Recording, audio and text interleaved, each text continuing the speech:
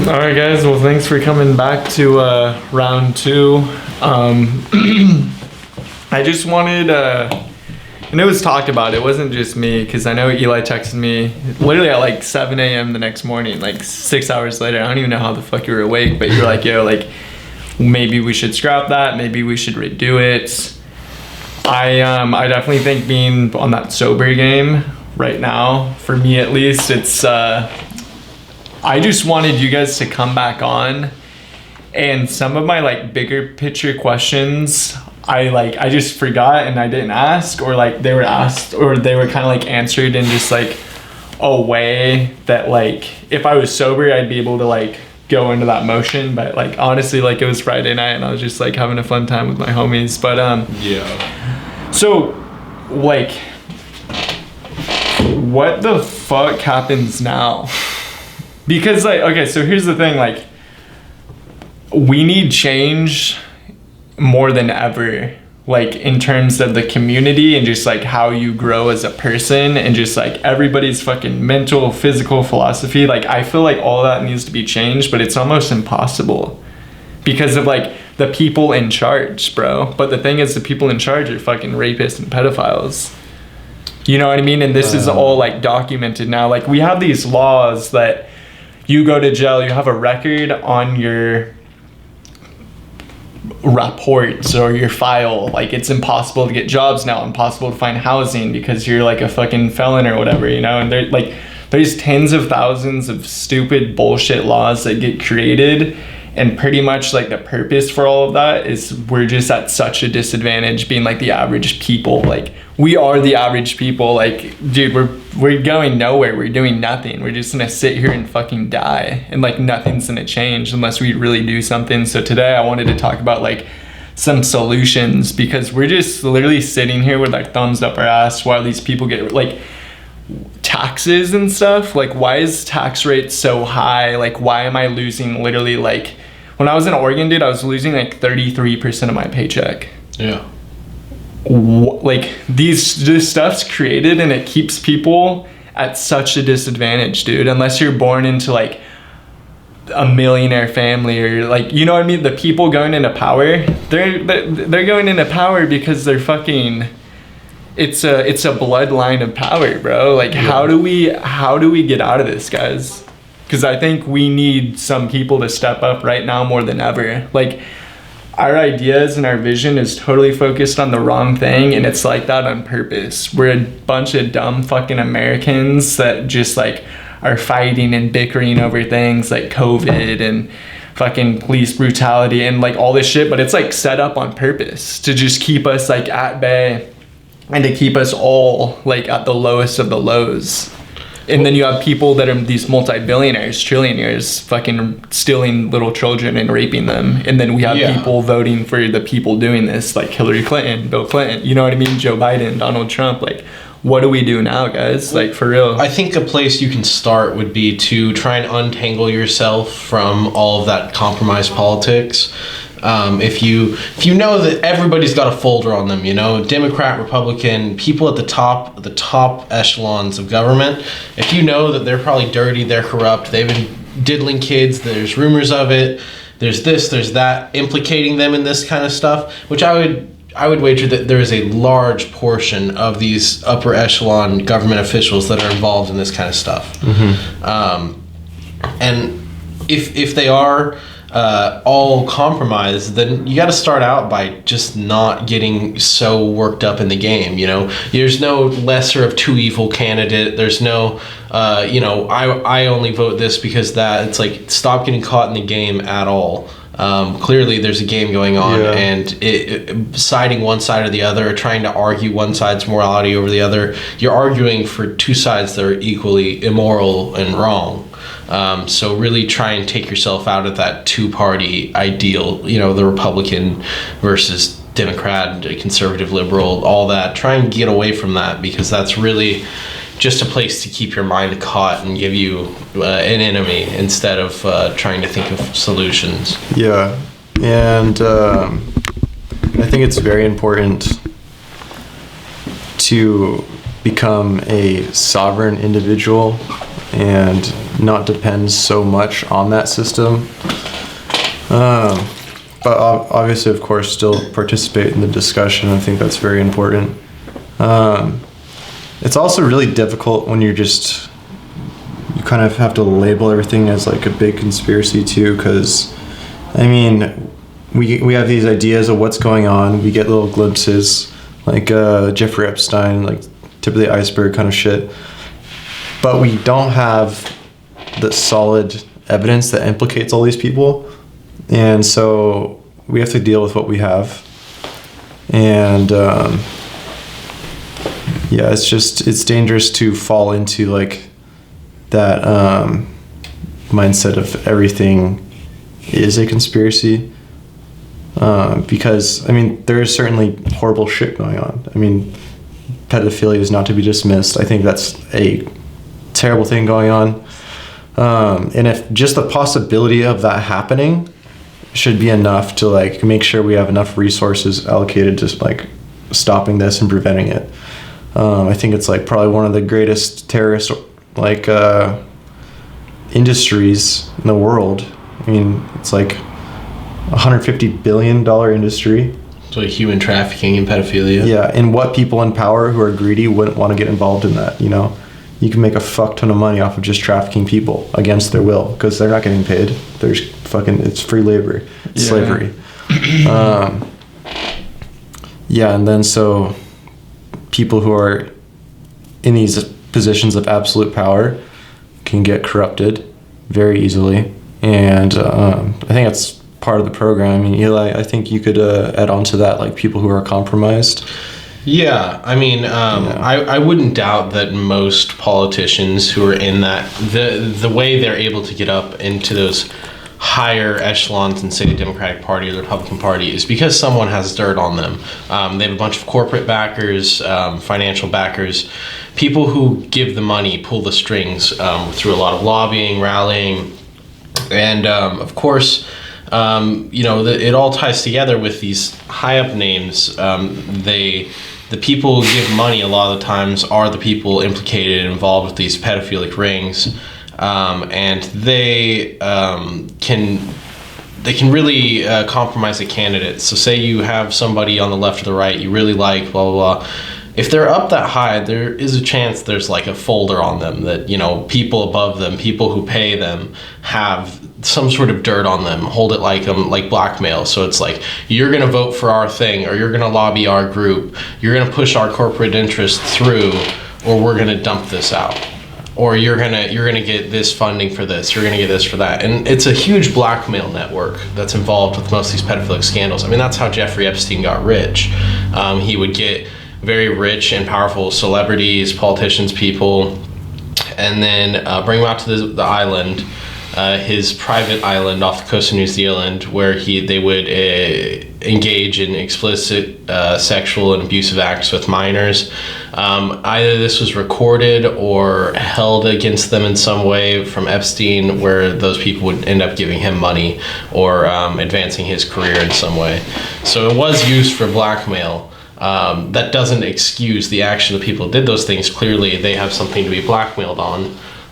But it is all compromised. It's a very thick, intricate web of who owes who money, who's doing this, who's backing this person, you know, where are they getting the kids from? A lot of times it's like model agencies do cover-ups. There's a guy named Jean-Luc, I believe he's one of Epstein's friends, and he ran a modeling or a modeling agency that Epstein was affiliated with. He ran that in Europe, and he sent him like 3 12-year-old girls to his island as a birthday present. So a lot of this is out in the open. Yeah, that dude's in hiding in South America right now. Yeah, he fled to South America. But a lot of these people were hiding under this masquerade of being legitimate people in the society, you know, like, oh, they're running a modeling agency, or, oh, they're running a financial transaction agency, you know, like something. But at the end of the day, a lot of them are just pretty evil, sick people. I mean, clearly obsessed with power, and they're willing to do anything, like abuse children to get it. Yeah. So the thing is that's like so hard for me to wrap my head around is like, this isn't a conspiracy anymore. This is like factual reality, right? Yeah. So why are these people at the top of the food chain and get to make all the rules for us, like losers, to follow? Why aren't they the losers that we're the ones spitting on? We're making rules for them to follow. Like, how did they get here, and why are we here sitting with our thumbs up our ass talking about these? Well, there's a lot of fuckheads? different interests that go into that as well. It's like power usually comes from power, so a lot of these people have been in power for ages, and their families have been in power for ages and ages.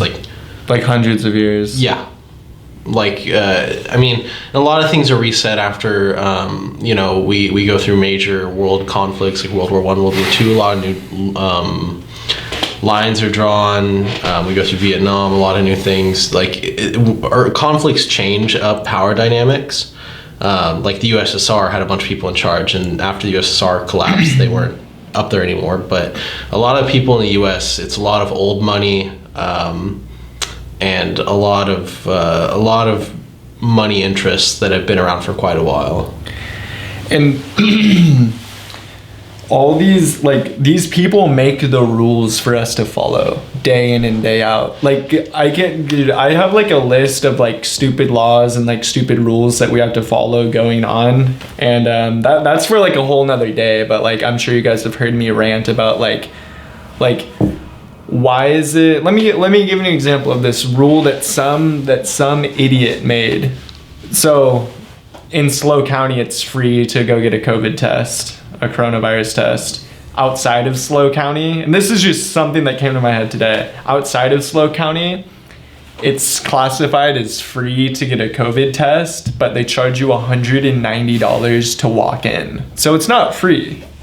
Why is healthcare so fucked? Why is it so expensive to raise a family? Why is it so, like, why are we always strapped and fucking breaking our fucking backs for these people, and we just have to work these gnarly, like, not even 5-day work weeks anymore, dude. We're working 6 days, we're working 7 days, dude. We're working like 60, 70 hours a week, bro, just to barely make it, just to barely survive. And these people are sitting around on their couches busting off to fucking 12-year-old girls, 12-year-old guys, like kidnapping people. Like, dude, if we don't, and that, like, literally, like, in particular, if you two don't do something about this, like, you guys did not live your fucking lives how you're supposed to. And same thing with anybody that actually really wants a change to happen. Like, dude, think about it. You got, like, dude, think about it. Like, 50, 70 years from now, you guys are done. Nobody's, you know, like, the people close to you are then remember you. Yeah, that's great. You guys either go to heaven, you go to hell, or nothing happens, and it's just like when you were in your mom's stomach and it's just completely black and you're like existent, but you're not. Like, it's something like that. One of those. I don't know what happens really, but say that all happens, there's no way to look back on the things that you did. So you have to do something. You have to, like, actually live the life that you're supposed to live and, like, be this giant change, dude. Because when you're gone, that's it. That's your life. Everything that you've done is completely over. And if you're sitting there just, like, going to work and that's it, and you're not focused and you're not grinding on something else, like, I don't know, man. Personally, I want to change people's thought process, how people think, how they live their lives, so we can make it to where these people aren't in power. And this whole Jeffery Epstein thing that doesn't happen. And it's like the people that are doing that, those are the fucking losers. Those are the scumbags, not the person we're fucking voting for. You know, yeah. why? I mean, that's a good ideal to have, definitely. But you have to realize that, like, a lot of pretty much every movement or everything that's caused change ever, it starts one step at a time. There's one thinker in this corner who gives, like, part of a doctrine. There's one part and this part. Like, you can give your piece to trying to stop this stuff without it being, you know, you personally stopped it. You know, you personally saved the world. And I think that everybody contributing their own ideas, their own sort of general consciousness of what we want to happen, right? Yeah. Everybody has to put their part in, even if it's a bunch of little things that help affect that system. If you know the system's wrong and corrupt, little things that you can do might be helpful to fight against that. And, like, 100 years ago, I mean, we couldn't even shine light on most of these things. technology gives everyone a fucking camera, you know? Everyone can be a reporter. Everyone can spread awareness about something. I think we've definitely gone pretty far, especially with how most people have some capacity or some level of power to change. It's not like people are completely subservient to some authority. You know, we have like some power, we have freedom to like develop ourselves, become more sovereign, and that's crucial. And I mean, I think just as the future continues, I think more like revolutions or just more evolutions in technology will occur, and I think it's going to be a gradual process. I think the greatest thing we could do now is spread awareness, show love, and I also think the most important thing is also having changes in your conscious, like perspective, your awareness of just like your own of dogmas, and like having like not identifying yourself so much with your opinions that like it becomes so hard for you to like unattach from them, because like we're supposed to constantly judge our own opinions and test them and talk about them with others in a way that like is friendly and calm. Like we should be able to have debates without like responding by burning someone's like shop down, you know? Like we should be able to have like intelligent, calm debates. I feel like anybody within any form of the political spectrum should be allowed to at least debate their ideals in the public square. I think that being fact checked and like it's shut fair. down. I think that any political inclination should be allowed to, express themselves in the public square. And I think it's up to the public to decide what they think is moral, immoral, right, wrong, what they want to be their leadership. That's completely up to the public to decide. One thing you could really think about is one thing you do to help this stuff is just talk about it. Because if you're talking about it, I mean, maybe it's not you specifically that does something, but maybe somebody else starts talking about it because of that. Maybe somebody else does something. You know, it just getting the information out there can spread it wider and wider. And a way to think of why it means something, like you could say, oh, well, the elite just don't care, blah, blah, blah. If they didn't care, they wouldn't try and bury this kind of stuff. They wouldn't try and hide it. They wouldn't. Clearly, it's a threat to them. That it's the most contentious issue in many of these arguments. Clearly, they wouldn't be trying to bury this stuff. They wouldn't be trying to hide things. There wouldn't be so much secrecy around all this stuff. You wouldn't be labeled a conspiracy theorist if they didn't fear the stuff you were saying. So clearly vested interests are very scared about hearing this kind of stuff in the general public consciousness. Yeah, and then, dude, one thing, like, dude, we can't be, like, dude, there's some people, I mean, dude, I guess everybody, man, but there's a lot of people, like, literally all of us, for example, like, when we watched the podcast we did before this, like, we have to take some parts out of it just because it was like, what the fuck did we just say type shit, you know what I mean? But like, dude, we need to empower, like, there needs to be freedom of speech and just to be able to do what you want to do and like not feel embarrassed and not feel like, oh my gosh, like I offended somebody. Like you can't live your life like that because the people ahead of you that are up top, dude, they're fucking raping little children. Like you should be able to do, like, don't I think be one of the big embarrassed. concerns about the original podcast was just how inebriated we were, how drunk we were. That definitely added on to why I wanted to change things up. Yeah. But like, You're just kind of incoherent. I see people all the time that are like embarrassed to be who they are and embarrassed, like they're like, oh shit, like I should not have said that, like I offended somebody, or like, oh, I sounded like a dumbass. Yeah. And it's like in the back of my head, I'm like, dude, like, why are you even feeling that way? That's just like, that's you. And that like you being genuine, that's like, that's what we need more than ever right now. Like just a bunch of genuine people to like make some shit happen, you know what I mean? I agree, real opinions are good. Yeah. Just stop, like, it just doesn't make sense to me. Like, don't just, fucking who cares what other people think about you? Because literally at the end of the day, bro, like you're following this societal like stigma and just fucking these gnarly like sought out rules that are literally made to fuck you over. Like, fuck all of them. Fuck the whole government, dude. Like, fuck all this bullshit. Just Definitely go out. Just literally no filter. Literally think outside the box and no filter. Like that. We need everybody on this fucking planet doing that right now. I think no filter's good. 100%. Just no filter, bro. Literally, hey, be fucking real, dude. You see somebody, hey, what's up, dude? How are you doing? How's your day? Yeah. Like, don't, dude, it's like crazy. Like, I was like on my lunch break today and I'm just like watching all these people just like wearing masks and doing what they're supposed to be doing and doing one thing this that and can kinda following speak the to that, rules, like, and there's just rules and signs written everywhere, and it's fucking like this. Like, sometimes I feel like we're in hell right now. Well, sometimes I already feel like people's attachments to everything, like everybody's so detached from like reality almost, it seems. Like, say we had this pedophile scandal break out in like the 60s or 70s, say pedophilic elite are running our countries, and like they have all this evidence come out about some guy and stuff. Society would be overturned. It would be a completely different story from what it is now. People at most are like, oh, that sucks, and like kind of apathetic towards it. But this guy Epstein gets killed in prison, and everybody knows that's false. Keep going. So everybody knows that's false. Everybody knows that's not the case. Yeah.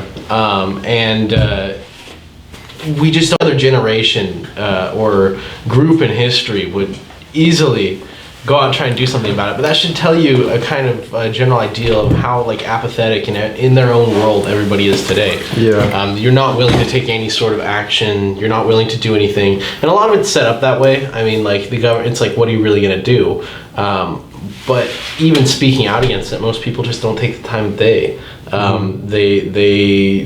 They don't feel comfortable about it, so they don't want to talk about it. Yeah, and that's also one of the downsides about like technology and the amount of information it gives you access to. It's just like we're too fucking overwhelmed. We can't handle this much fucking information all the time. If the fucking truth hits you one day, it's like you won't even fucking give a shit about it, like it could be like given to you on a fucking silver platter and most people won't even give a fuck, it's just like there's too much to sift through, it's just chaos, especially like when you get into like all the meaningless news, like you've ever been swiped like all the way to the right on Snapchat, all that type of news. Like that's like shit you should not have in your fucking like diet. Like just cut that out. It's like mental popcorn. It's really like the equivalent of nothing. It is wasting your time. Like, think about something's greater than like whatever sort of little Snapchat news thing pops up, like do your research, dig down, because you definitely do have narratives that get spun about things, and most of the time the mainstream narrative is not entirely accurate, or definitely wants you to think of something in a certain way. So definitely look at multiple sources, people you can trust, first-hand sources, first-hand accounts, and try and avoid the media spin on things, because it's really not good for you. Yeah, no, that's the thing, like, right when you're able to like consciously like think and like, oh shit, I gotta wake up and do this today, and then I gotta do this to turn this in by this time, and I gotta work to make this amount of money to pay this bill. Like once you're like starting to do that shit, and like it's not all about like play and like just hanging out with friends and whatnot, like we're so brainwashed to get a 9-to-5 job or an 8-to-4 job or whatever hours you can think of that literally take up a majority of your day, and then add on like sprinkle on like a 45-minute commute like there and back total, and then making food and stuff. You're left with literally no time in the day, 5 days a week, to focus on yourself.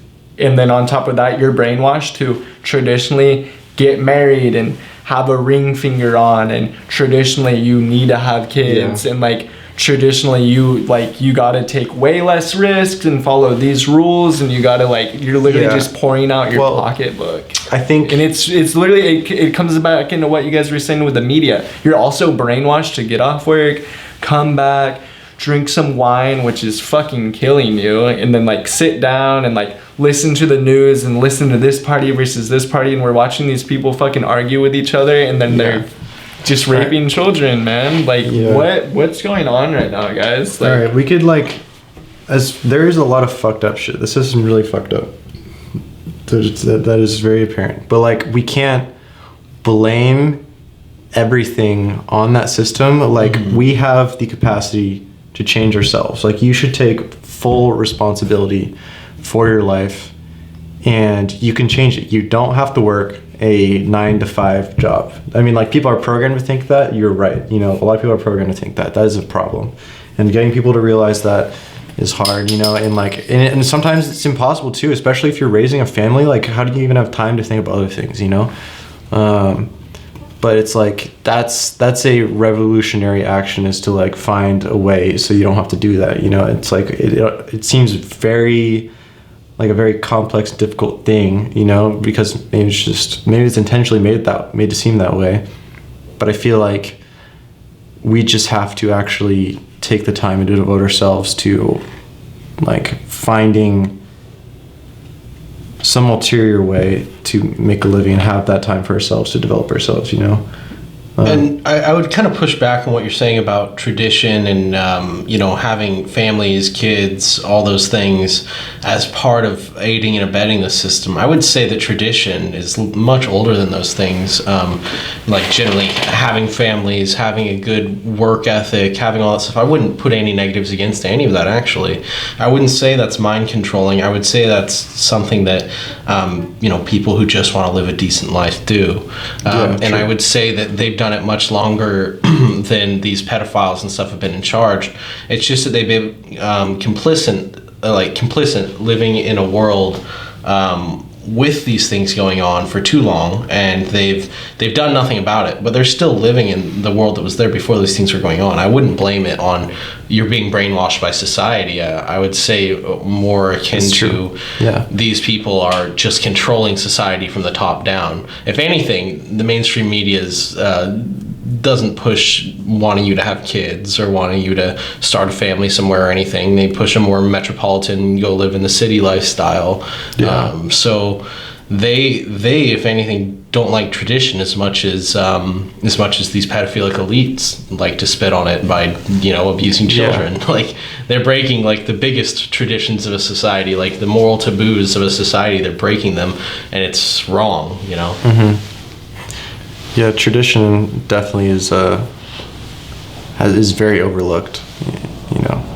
I mean, for a moral standpoint too, it helps you have better morals. And it's not to say we need everything to be traditional, but certainly some of these new systems from this new brave, world we're making aren't all too good. Clearly, we're not all happy with the system we have right now.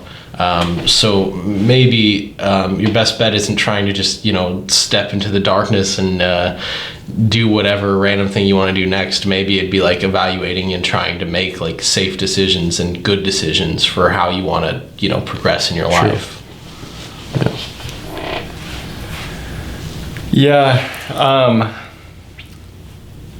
Before I say that, I'm trying to word this right.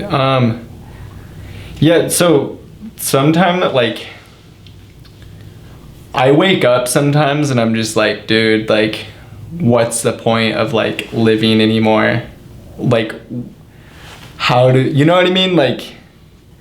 And I'm not saying I'm sad or bummed out. It's just it almost seems impossible to fight these villains and fight this police department that's being told what to do from this villain. And it's just this giant Baru chain of command of just automation, and where do you even begin, dude? You kind of need to change. You kind of need to build something a book or a Bible, and give it to millions of people, and have that melt have it be so well written, so documented to perfection, to where it literally goes like, oh, I don't need to be a fucking douchebag and think like this anymore. Well, I mean, like, have you read the Bible? I've never read the Bible. That's pretty much exactly what it does. Yeah. And it's very... I mean, that goes back to tradition. I mean, we have a traditional culture of religion as well in this country, and that probably would have helped there to be less pedophile, like, demonic elites. Like if we really would have lived by those tenets. But, you know, we really struggle with a lot of those things. Yeah. And it's not an easy answer. To see that whole system set up, you can't just... The problem is you're still viewing yourself within that system. Like, try and take yourself outside of that system and be like, you know the system exists, but you can take yourself, put it separately, and then view the system as an outside looking in, as opposed to yourself as part of it. Because you want to do something different for yourself, and I'm sure plenty of other people do. Once you get enough people who want to do other things different for themselves and not be within the system, well, then the system doesn't have anybody who wants to be within it, and that's one way you could have a solution. I mean, yeah, it's like, it's probably a lot more complicated than thinking there's like one sort of power at the top, you know, like this is an emergent system that is made from everyone, you know. It's like this collective society kind of forms how it's governed in a way. Like, I mean, that's a subject that's studied, is like the is emergence within like the world, within governments. I mean, like, emergence is basically kind of like how birds will fly together in a collective group, or fish, or, you know, like how there's like an emergent behavior out of many things. I think it's like that with society. It's like we're kind of all responsible in a way of like for how the society is run. So I think definitely having like branching out, trying to become more sovereign with other groups of individuals is a great start to that, and like building your own like sort of emergent system is definitely an interesting idea, and I think it's worth thinking about and studying. Yeah. You know what else is kind of crazy? They purposely made things like psychedelics, like mushrooms and marijuana. Oh, they didn't make them. Well, they purposely made them illegal. Oh, illegal, yeah.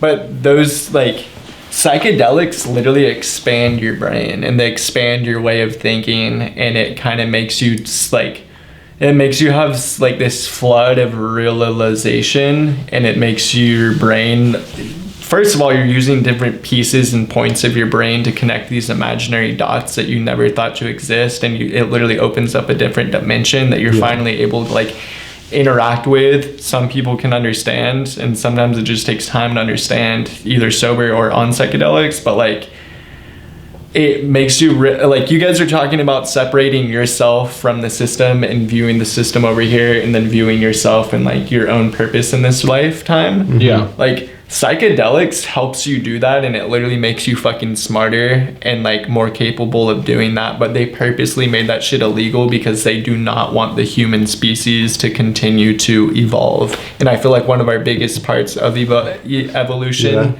from being like separated from like primates and whatnot was the use of psychedelics. Yeah, I mean, like that's a great point, you know. It's been touched on like Joe Rogan a lot. I'm not sure how actually true it is. I mean, I've heard of like the stoned ape theory and all that, but I mean, I personally don't know the validity of all that stuff. I haven't looked into it too. It just makes you aware. It makes you fucking aware, dude. Well, I've heard like, you know, mushrooms have like neurogenic properties where you get like new neurogenesis in your brain. You grow a new connection. If anyone's watching and you haven't heard of Paul Stamets, I would highly suggest looking at Paul Stamets. Paul Stamets. He's like the mycelial biologist, isn't he? He's the mycelial hero of the world, I would say. What were you saying? Sorry. No, you go ahead. So why isn't it so like on the news? Why am I watching fucking? And I don't even watch the news, dude. But sometimes I walk by TV and I'll turn my head and I'll just be like, dude, The person that you're talking about right now, why isn't he on the news? I mean, yeah, that's a great point. Like multiple, like he comes on and he does a 2-day segment in January, and then he comes back again in, let's say, May, does a one-night little thing, and then we see him, and then this person you just talked about doing all this, and then he comes on again for like a 3-night special in November. Like, why isn't this guy like actively talking to millions of fucking people? Why are we watching this shit about fucking the hair salon and the person that didn't wear their mask, and then the police came, and then you know what I mean? Like, it's not sensational enough. It's all just supposed to you know, it's like the news is just as much of like a draw you in, like soap opera comedy, like TV show as anything else. It's a bunch of bitches, dude. It is a bunch of bitches. I would agree. It's a bunch of bitches, bro. I don't like dude, why is there, tell me right now, on top of everything, why are there commercials with the news? The news needs to be the most informative thing if millions of people upon fucking billions of people watching it. Why are there commercials? Nobody gives a fuck about your car. Half the things you see in the news are a commercial, bro. You just see a news story about a new product. You guys are fucking up my head with all this advertisement, with all these commercials, with these people begging you to buy your product. Dude, lay the fuck off, bro. You know nothing. Yeah. I would agree. That's it's definitely annoying, bro. And you said that shit about Snapchat. I don't want to consume my product. Snapchat. Fucking. Why, dude? Okay, let's go on my. This racist comment went too far. Why he voted to abolish his own fraternity. Haley and Justin tell Jaden why they vote. Shut the fuck up, you pussy ass bitch. Apply to work the polls with us. Yeah, it is very. Go ahead and log off for us. Hold on, let's keep going. Going. That's not bad. Is your mouth watering yet? Someone plays with fucking cookie dough.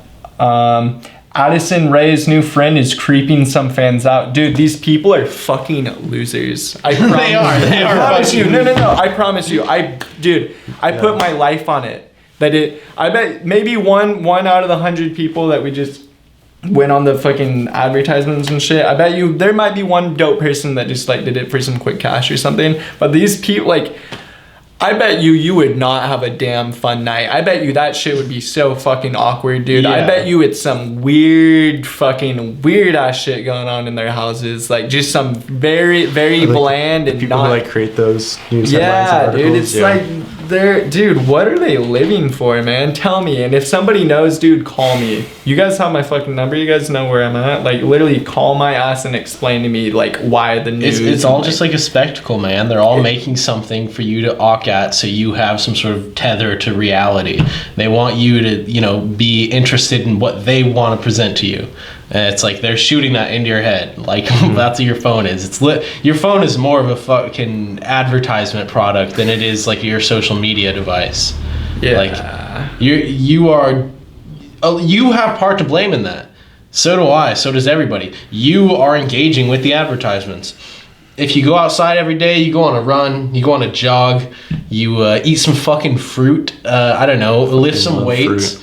Talk to somebody in person with your phone down, tell them about something not that you saw on the internet, but that happened in your day. You can start to break out of that. But if you're just going to stick on your fucking phone doing media, this, you're not going to have as much real experiences, and you're really going to feel the detriment of that decision. Yeah. Dude, it got to the point where there's advertisements in the advertisements. And you're like, okay, fuck it, dude. Like, I'm brain dead right now. I'm gonna go look on my Snapchat story. I might click on something that like has to do with like gaming or something that I'm like, or like football, something that I'm like actually like personally like a little like interested in. And I'll click on it, and it won't even be the thing that I like purposely was clicking on. It's like this giant build up, and you're just clicking away trying to get to like the football highlight you wanted to see, for example.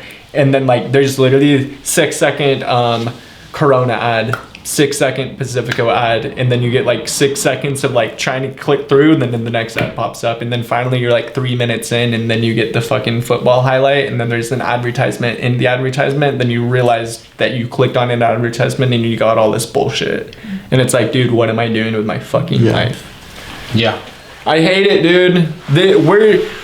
we're sucked into this shit, dude. Mm-hmm. We really fucking are. We're humans. We're humans, and we just can't, you know. And that's what separates us from aliens. How would we aliens know aren't that's doing separate? this shit, bro. We don't know that. Maybe aliens are doing the same shit, bro. Do you think like aliens are able to like have superior control of their emotions? Is that what you're getting at? I mean, if aliens can bend fucking gravity and teleport, yeah, I don't think and I mean, dude, that's case, factual. I'm sorry, guys, but aliens are real, and they're here with us right now, and they're Yeah. watching us right now, and they're watching this us. podcast? Dude, they can literally be there, but not there right now.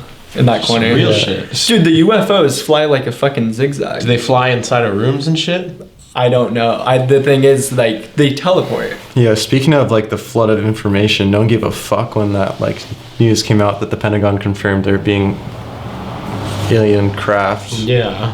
No one gave a fuck. Yeah, they could fucking land tomorrow and someone would look at it for like a minute and go back to the Snapchat news feed. Keep scrolling. It's a drug. It's literally like a flood of like dopamine and other hormones that Yeah. just like really want to like. It's just a flood, dude. It's a fucking drug. But no one ever thought of that being a drug. People think of drugs as like more tangible like objects and that like blow smoke or like draw like fucking blood. You know what I mean? Just shit like that. Like no one thought that social media was going to be one of the worst addictive drugs of all time. I mean, some people warned against stuff like that, but nobody really could have ever known what it became. Dude, go, like, it's not as prominent around here, but, like, go to, like, a giant university, dude. Just walk around. People are like this. Like, all day. And it's not just, like, sometimes I catch myself doing that, but I'll have Google Maps open and I'm literally, like, trying to get to this, like, point and, like, see where the fuck to go. Yeah. But, like, some people are doing that all day. And not on Google Maps, like, Snapchat. Just like this. Dude, I'm not even joking, bro. Like, hundreds of people. Like, go to a fucking university, bro. It's great. It's mind-blowing. It's scary. It's true. It's gnarly. It's gnarly shit. Yeah. Yeah, it kind of like ties back. I mean, like what started that conversation, you know, is like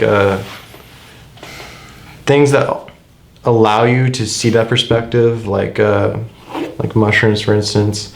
I think they do allow you to get that outside perspective, like very clearly, you know, because we have this is proven, you know, like we have these connections in our brain that are very, like, I'm not solidified, it's just not the right word for it, but they're very strengthened.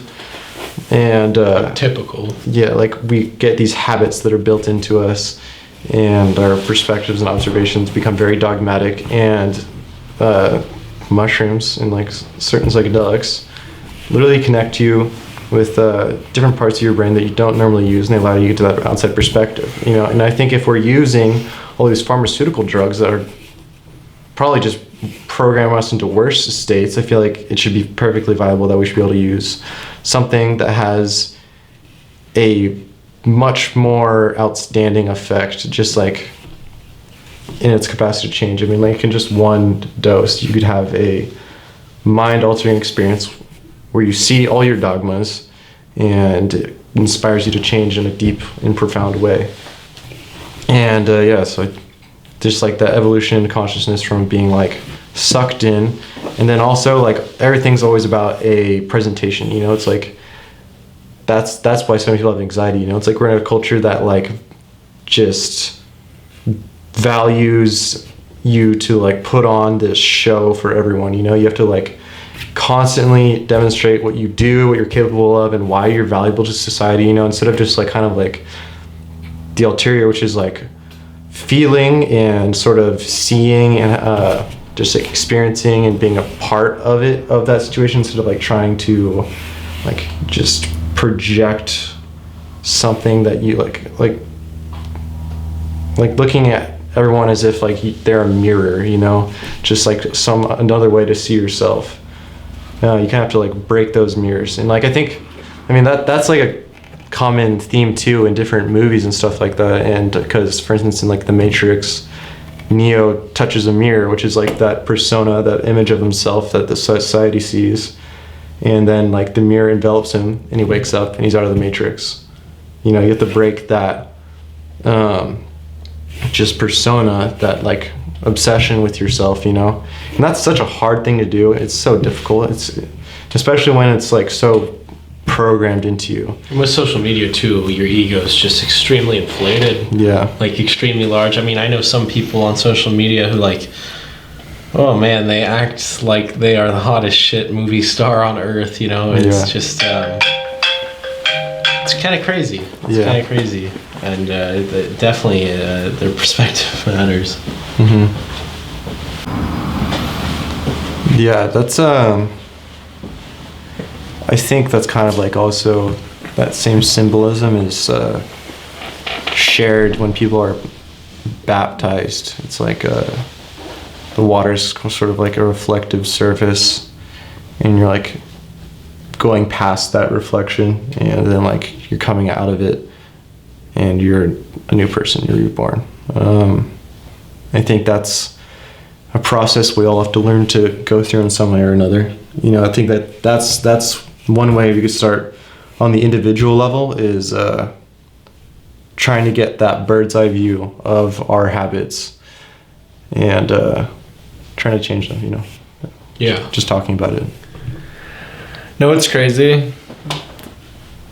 A lot of people, or not, I'm not even gonna say that, like, no, it's crazy. You have to be so like, we're doing a podcast right now, right? It's going on YouTube, like as potential for our future employers to see this.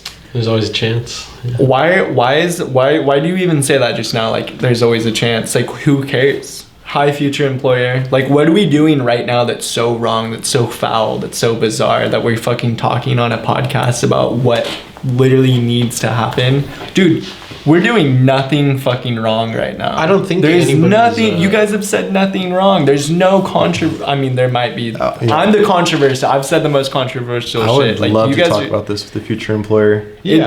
Like, hopefully they know we have the solid work ethic, solid dudes. But bro, people are literally like, yo, like, bro, like, I can't say that on a podcast, or like, we can't talk about this, we can't talk about that. And it's like, yeah, no, for sure, you gotta respect it, because like at the end of the day, like, I'm the one asking these people to come on the podcast and talk about shit that they either might not want to talk about, or like is very like a hot topic. But like, why are we like, for general shit that's not even, it's not even like you guys robbed someone at gunpoint and we're talking about that would be like, okay, maybe we shouldn't say that. But like, dude, there's so much shit, and it's like, yeah, well, you're not doing anything wrong.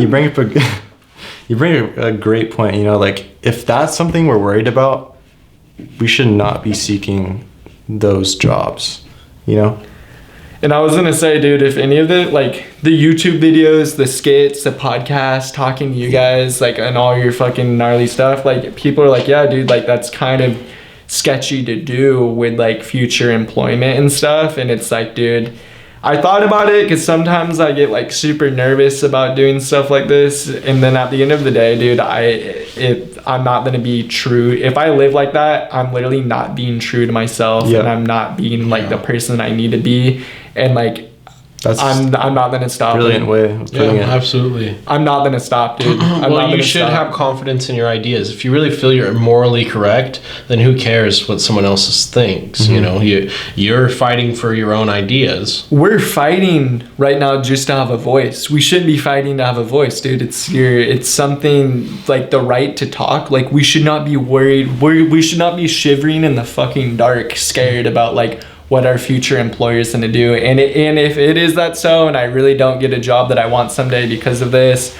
or I get fired, or like this catches up to me, then I don't want to be on this planet with you guys anymore. I want to be somewhere off in space or dead. That's a fair like that, and that's just me being an extremist. Like, dude, I'm not going to stop this shit unless you point a gun at my head and fucking pull the trigger. Like, that's what this, like, I'm just gonna keep going, man. I'm gonna just keep going, bro. I am gonna, like, literally, bro, like, if I don't make some type of impact on like society or like people's lives, then I did not live the life that I needed to live, and I did not do the tasks that I needed to do and have done, and therefore, like, throw me in the ocean, bro. Kill me. Like, I'm just gonna go fucking full trigger, like gas pedal. Dude. Like, yeah, I'd be disappointed if you didn't. for real. No, for real. You definitely Fucking will. For real, bro. I don't doubt that you will. I love that. Yeah, no, It's and good energy. for everybody else watching, if you guys are watching, like, don't be afraid of what other people think about like the shit you're saying, bro. Like, it's your voice. It's your Say whatever you want to say. It's your fucking reality, dude. Make it your reality. Own it. Own the knowledge. Own your knowledge. Own yourself. Own your fucking life, and just do. Don't, like, the people getting you in trouble for this shit, they're raping little kids. It's true. It's true. It's not even a joke anymore. Like, this is reality, bro. Jeffrey Epstein got murdered in his prison cell, and all this other gnarly shit and strings attached to it. And that was like the eye opener for me. I went, oh shit, like, that actually happened. Fuck this government shit that's happening. Like, none of this shit's real anymore. Like, you know what I mean? It's an illegitimate system. It's an illegitimate system. Just do it. Just wake up and do you, dude. Fuck all this bullshit. Step outside. Crazy. Yeah. Mic drop. That's good stuff. Crazy shit, I man. think that's a mic drop moment, Laser. Are we done? I think that was a solid pack. Eli Bledsaw, we call him Top because this motherfucker is always at the top, and this is Squid because he's gonna wrap all you fuckers up in this tentacles, bro. I fucking love you guys so much. Thank you guys for coming back. Hell yeah.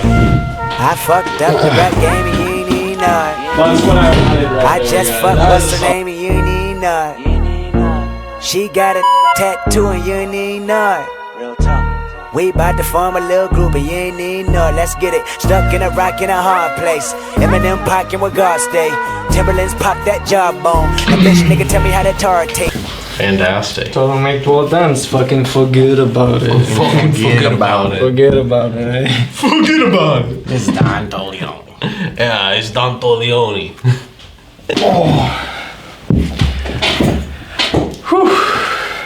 All right.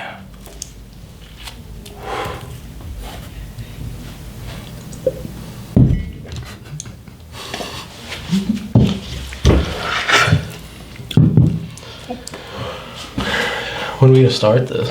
All right. This is a special, two special guests, and the thing is, I don't want that to have the connotation of you guys not being special guests, because literally all you guys that come on here are special guests. It's just tonight, in specifically tonight with Eli and Squid, Jack.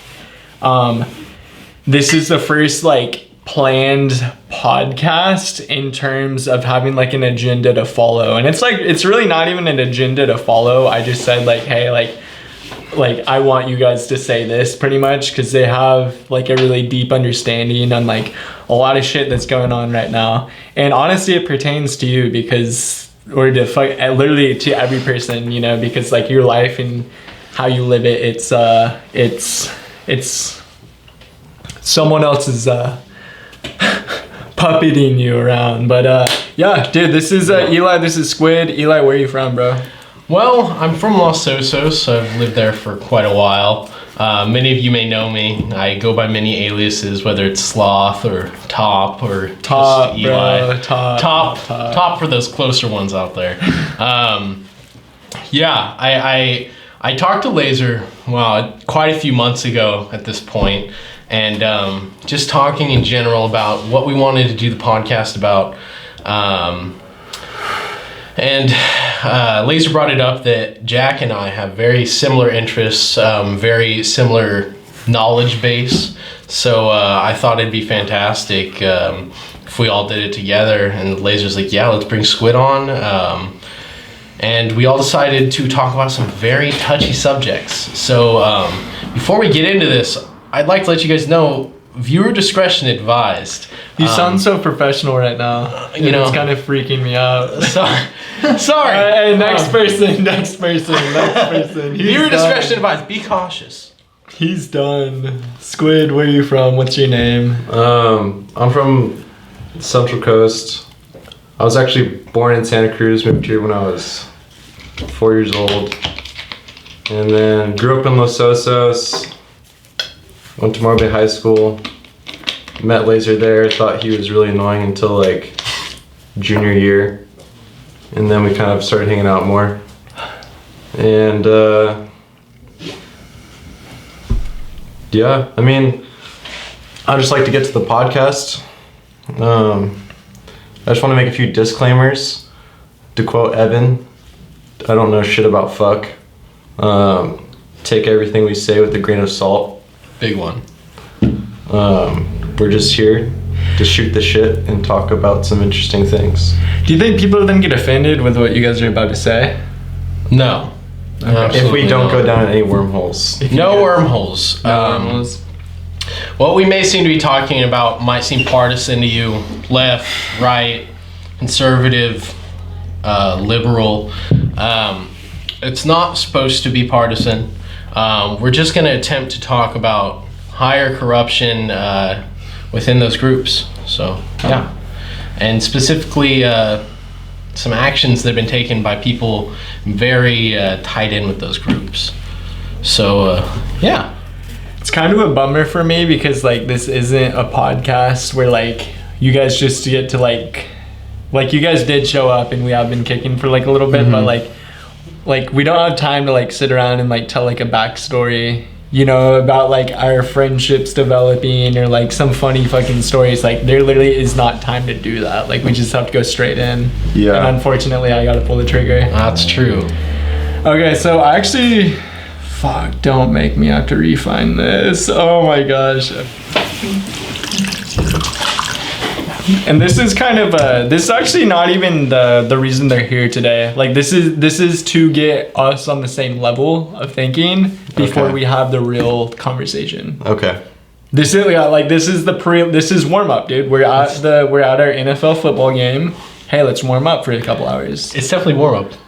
But this will be like a second. But I saw you say this in like our in one of our group chats, and I was like, dude, like I screenshotted it, and I was like, yo, like when you come on the podcast, this is the first thing I'm gonna say. This is the first thing I'm gonna say. But someone said we gotta enforce and we don't talk about this like every fucking day, like, but occasionally it gets political. If something random happens, like once every few months. Very occasionally. Very occasionally, but we gotta enforce a worldwide one child per couple rule. If someone has more than one child, they are responsible for either This they is Laser or speaking. Right? No, I'm purple. That's green. Might have to blur that out if he doesn't want that. We gotta enforce a worldwide one child per couple rule. If someone has more than one child, they are responsible for either they or the child are terminated. Someone said, I agree. What? Squid, this is the name that I'll say, but Squid said, that worked out terribly in China. I'm 5,000% against that rule. That gives grounds for an authoritarian government, and overpopulation is a damn myth. Consolidation of resources and deliberately raising the population density of cities is responsible for that illusion. And if the goal is to reduce the population, studies show that it naturally goes down when the quality of life is high. Vaccines help reduce the population, not because there's anything lethal in them, but because people have less kids when there's less threats. And then I was like, dude, everything you just said I disagree with. And I was like, I cut off in the screenshot, but I was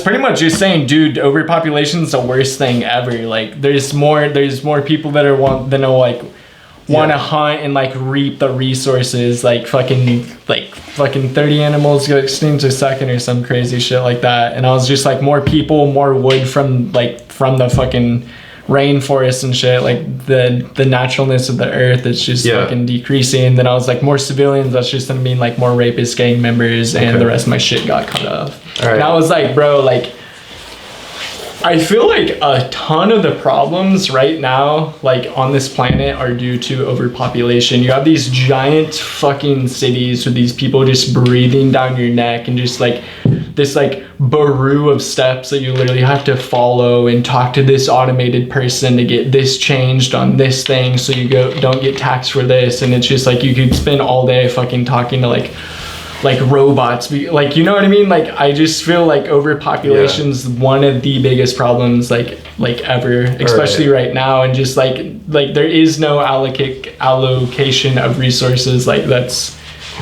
like impossible to do. There's literally just too many people, and then you have like these masses of fucking like, yeah. All right.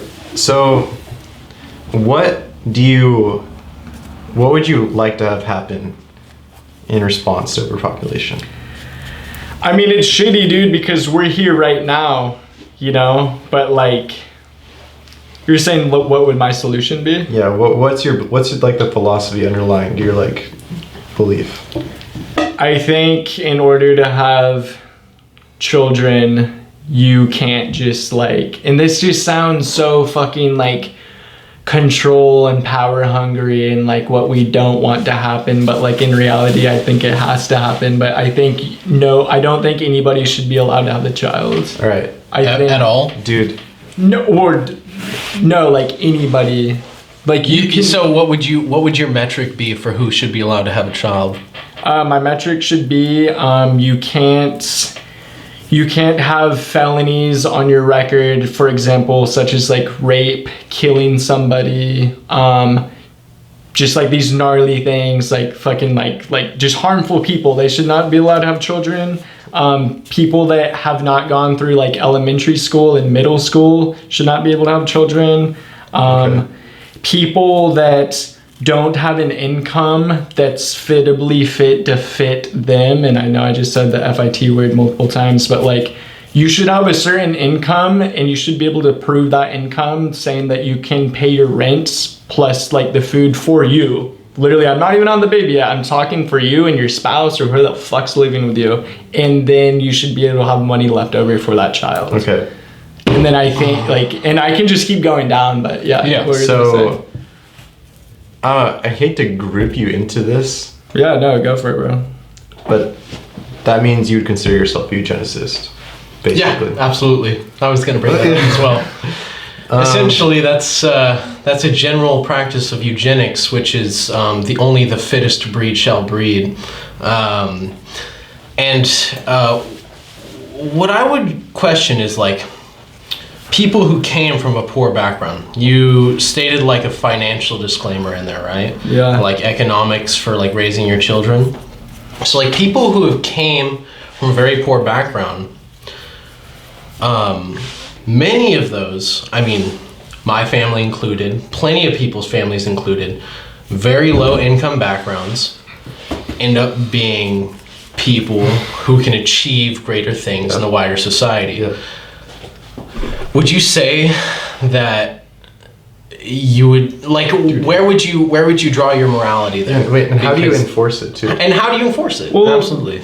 The thing, like, I agree with you guys, like, in what you guys just said. Like, some of the people that literally live their life as a struggle, those turn out to be literally the best people. Immigrants, dude. For real, you guys are right. But like, it's like, and I said this right before I started, it's shitty to say because I'm alive, you know what I mean? But it's just like the planet can't continue this, dude. Yeah, but where are you drawing from the planet can't continue? I mean, we have hundreds of thousands of acres of open property all over the US. I mean, you're going to urban centers, you're looking at urban centers, places like LA, maybe Seattle, Portland, very densely packed urban centers. Have you been to like rural areas in the US that may, I mean, I'm talking about the US specifically because that's where I've gone, that's where I have my views.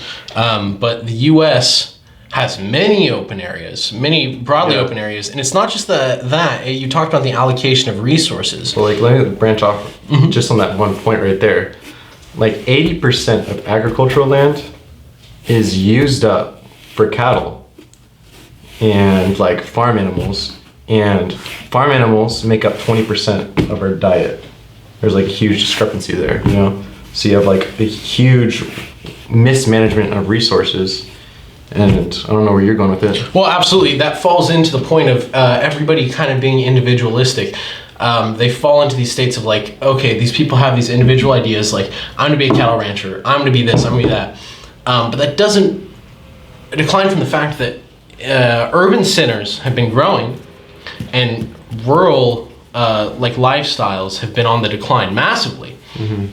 A majority of people, I mean, you think about it, through the Industrial Revolution and through the growth of our country, majority of people throughout the history of this country were rural, agriculturalist farmers. And one thing that you really can't do is like group in everybody together, because the rural lifestyle compared to this urban lifestyle is very different, extremely different. Rural lifestyle is actually of a much lower carbon footprint. I mean, you could talk about the conversations. There's like the methane gas that comes from cows. That's not actually like rural. That's like industrialized farming. So that's like massive farms owned by massive companies, conglomerates. And I would really say that I would hope you'd reconsider your view when it comes to having a child, because I think not only is that a right that you probably couldn't enforce, that's also everybody's, that's their own, moral and ethical stance to hold. They don't want to have children, they don't have children. They do want to have children, they can, and you would really have to question someone's stance when they want to impose that they can't, Dude, and it's so important to have these conversations too. Like, no one really talks about overpopulation, I feel like. And there's a lot of misconceptions about it. Absolutely. Like, how much research have you done on overpopulation, would you say? Yeah. Or is it just your own observations? And I was just going to say, this is just me and all the people that I've met and all the people that have said, dude, like literally, like, dude, like, all the people that I know that are just like not happy. All right. But where did they draw their information and I'm not from, even saying people our age, dude. I'm saying people. Well, I mean, older generations, a lot of them already had kids. So can you really count them within the group? Yeah. Like it's really crucial to find out where they're getting their information from, because I have a lot of really interesting things to tell you about that, because it's like it is not what it seems at all. Well, then maybe you guys are just 10,000 years into the future right now. It's not 10,000 years into the future, dude. There's just so many resources. You guys are talking about like. Okay, like did you know birth rates are like on the decline? Massively. Like.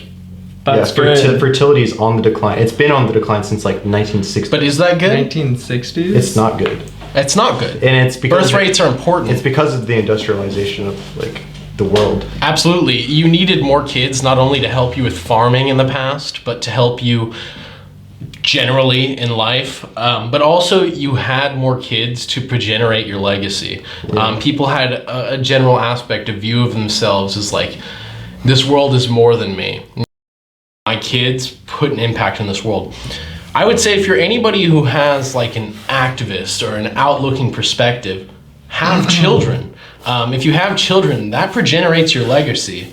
That furthers not only a physical part of you, but like part of your ideas, part of your soul. It encompasses part of you, and your children enact that. So you want a better world, have children, raise them right, raise them the way that you would view the world. And then, you can have a better world that way. That would be my stance on it personally. Yeah, like, I think, it's a statistical issue that people who've had abusive parents or absent parents are more likely to be criminals or abusive themselves. Absolutely. And so, like, I think the most important thing you could do is just raise kids like the best you possibly can, with like strong moral compasses and like a strong connection to what it means to be part of your family. I feel like a big part of it is a lack of holding value in a family anymore. I mean, we have sky high divorce rates, we have sky high. And that's my argument, bro. No one wants to fucking, like, people go like, dude, yeah, one of my biggest goals is to get married and have kids, and then it's like, dude, you're not even staying with this person, and you have these fucking kids raising up. And like, one of the biggest things that I'm saying is, it's like, it's not even parent to children. Like, bro, this moral compass shit you guys are talking about, that's not even close to happening. People just say, hey, iPad, go play advertisement. Yeah, but and you have these that's in your view. You have these robots just running around, bro. Like I absolutely agree. That's negative, dude, like, and I see it happening. I've seen that with many kids. It's bad. Dude, people are very depressed right now. Yeah, that's true. But would you say that constitutes them not having children? Like, would you say that, like, because you've seen that they are not capable of expressing their honest views to their children? Their honest views? Like, their views. Like, say they have a moral compass that they want their children to follow. Would you say that they're not capable of that in this day and age? I don't know if they're capable. I don't know if they're not capable of it. I don't know if they have the fucking time, bro. Right. Like, that takes years, dude. Like, Right. and this goes into a whole nother rabbit hole of, like, working and shit. Like, and we're getting very close to the end of this conversation. But it's... All right. I just want to ask you, if we're getting close to the end of this conversation, I just want to, like, bring up some points that might influence your perspective on the issue. So, like, what do you think, like, causes overpopulation? Just natural, like, statistics, bro. You know, what statistics? Statistics cover so many things. Exponential. Literally, like, you know, population growth is not exponential. It's linear. It's actually on the decline. It's on the decline now. Okay, I want to see the numbers start going down. They have been. They have been. Population. Well, like, population on the whole is a rise, but child. No, that's what I'm saying. No, but that's because we have a much larger population. So population on the whole is on a rise, but per couple, people who have children is on a decline. You used to have 5, 6 children, and then it went to 3, and then it went to 2, and then it went to people like us who are gonna have none, and that's because people had access to education, especially women have access to education and being able to decide what they want to do with their own body. I'm not even kidding, dude. Actually, like, feminism that is a huge leads to less kids being born. Yeah, absolutely, because they take career paths instead of children paths. Yeah, they're in charge of their own body. Like, don't get me wrong. That's not to disenfranchise any woman or talk down on any woman who wants to formulate a career path. You know, you do you take your life, you do what you want with it. Yeah. But that's just a pure fact that now that a lot of women have taken career paths, in essence, we've doubled, if not tripled, the workforce due to inflow to people of the country. That people really, they're not having as much kids. So, like, you're female, you take the career path. Okay, you're probably not gonna have kids until later, if at all. A lot of you, you get this idea in your head. You're like, okay, I'm going to take the career path. I'm going to be a CEO of some company. I'm going to do something, and then I'll have kids later on. But a lot of the times, life really doesn't work like that. And I would just say that, like, anyone looking at that path. I'm not a woman. I don't know how it goes. I don't know where your specific drives are. But anyone looking at that path, realize there is an actual path you're taking. There's the motherhood route. And there's the career route. Could you conjoin them both later on? Possibly. But the fact that a lot of women, since industrialization, women's suffrage, everything, have been taking the career route means there's less mothers around. So if you really want to deal with population, we already have our birth rates on decline. It's probably going that way already. Yeah. Dude, and you guys say birth rates are declining, and you guys are acting like the population isn't. Birth rates per couple. Per couple. I don't give a fuck about that. I'm talking about the population. Is it increasing right now or decreasing? It's the population's increasing, but a lot of that isn't even the U.S. A lot of the population isn't even the U.S. I mean, many other countries. There's countries like Africa, countries like India. A lot of countries have much more children. Mexico, some places in South America have much more children than people who live in the U.S. on average. The the big issue right now is like sub-Saharan Africa. Sub-Saharan Africa is their population's booming massively. Generalize that. Because we have a lot of aid going to those countries. We do a lot of food work, clean water, disease work, all fantastic things. But that boosts that population higher. And a lot of things with humanitarianism and an increase in populations in certain areas are thoroughly linked. You got to view a lot of these things with nuance because there's a million rabbit holes you can go down. But still, I mean, it is thoroughly linked that, the better we treat a country, the better a country's doing, the more kids they're probably going to have. And then there's places like the U.S. where we reached our peak, right? Well, no. Like, the better a country is doing, the less kids they have. Well, I would say like a developing country, like Africa. So, like, here's like, think about before the Industrial Revolution in Europe. There's, like, the average mom would have, like, 4 to 6 kids. Yeah. And fucking, like, a lot, like, 4 of them would die. Yeah. And then the Industrial Revolution hit, you got, like, access to clothes, you got access to, like, medicine, like, transportation, more jobs. And then, so, like, 4 of your kids would live. And then you have a population boom. And then your next generation has a better life. And so because of that, they have access to education. And then so like they get to like, because there isn't that like looming threat of most of your kids not making it, because that was a common thing, you would have less. And like also you have time for your own education, self-development. And so you have less kids. And then so like what we're dealing with right now, I mean, is like that initial, like you get ahead and you have that comfort and you're able to have a lot of kids, and then you have the next generation which is like able to do what they want to do and they have less kids, and so like there was like this huge growth spurt, but now it's on the way back down. I mean, baby boomers, like literally baby boomers exploded massively after World War II. And then dude, I think you guys are going down a rabbit hole right now. We could be. I didn't even want to talk about the past, the Industrial Revolution, or like the science behind like growth spurts. All I'm saying. Well, like, dude, I just think it's fucked up to have the idea of eugenicism. Like, I think that's a problem. Like, you shouldn't think we should get rid of fucking people to balance out the population, because we can fucking support them. Well, like, I think, I understand where Laser's coming from. Well, hold on. Let me just say something real fast. Let me grab the turn real fast. But I bet you we could support a lot more people. All I'm saying is, dude, if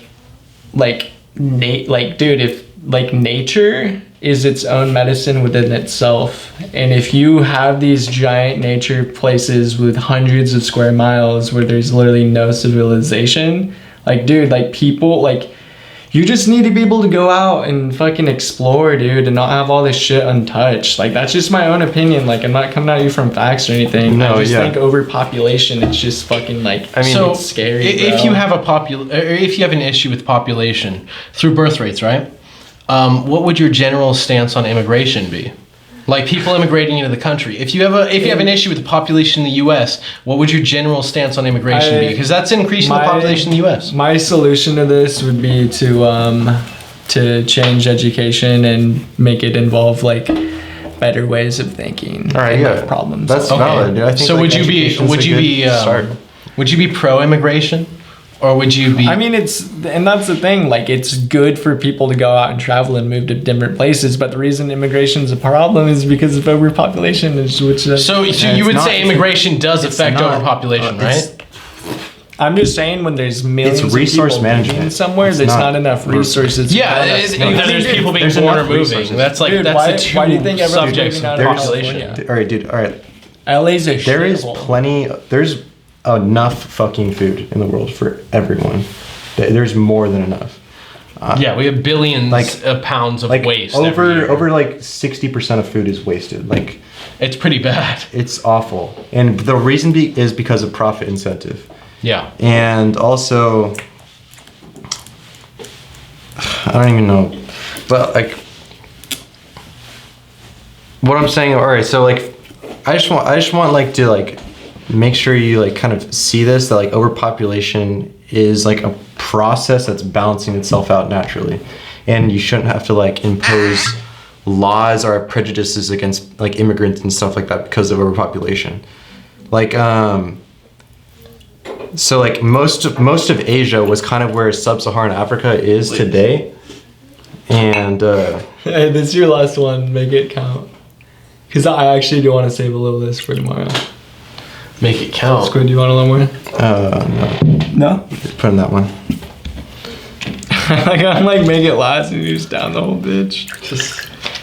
Dude, okay. Well, like so what's happening right now is like so like people thought in the 1960s everyone would be starving by the 2000s, you know, because that population growth, like everyone thought it was exponential and it was going to keep on going up, like, but then it reached a peak and it ended up going like down a lot. And what actually ended up happening for instance in like most parts of Asia was they got access to family planning, education, healthcare, and like when people have access to all those things, they like to have less kids. And so like that's happening to sub-Saharan Africa right now. And so like it's projected the population's balancing out at 11 billion max. And you do have enough resources to balance that all out. And yeah, there's a lot of environmental devastation that comes with overpopulation, like overfishing. That's like probably one of the most fucked up ones. Yeah. But there's like and then also like trash, but there's some really innovative ideas right now that are dealing with that, like bouillon slot.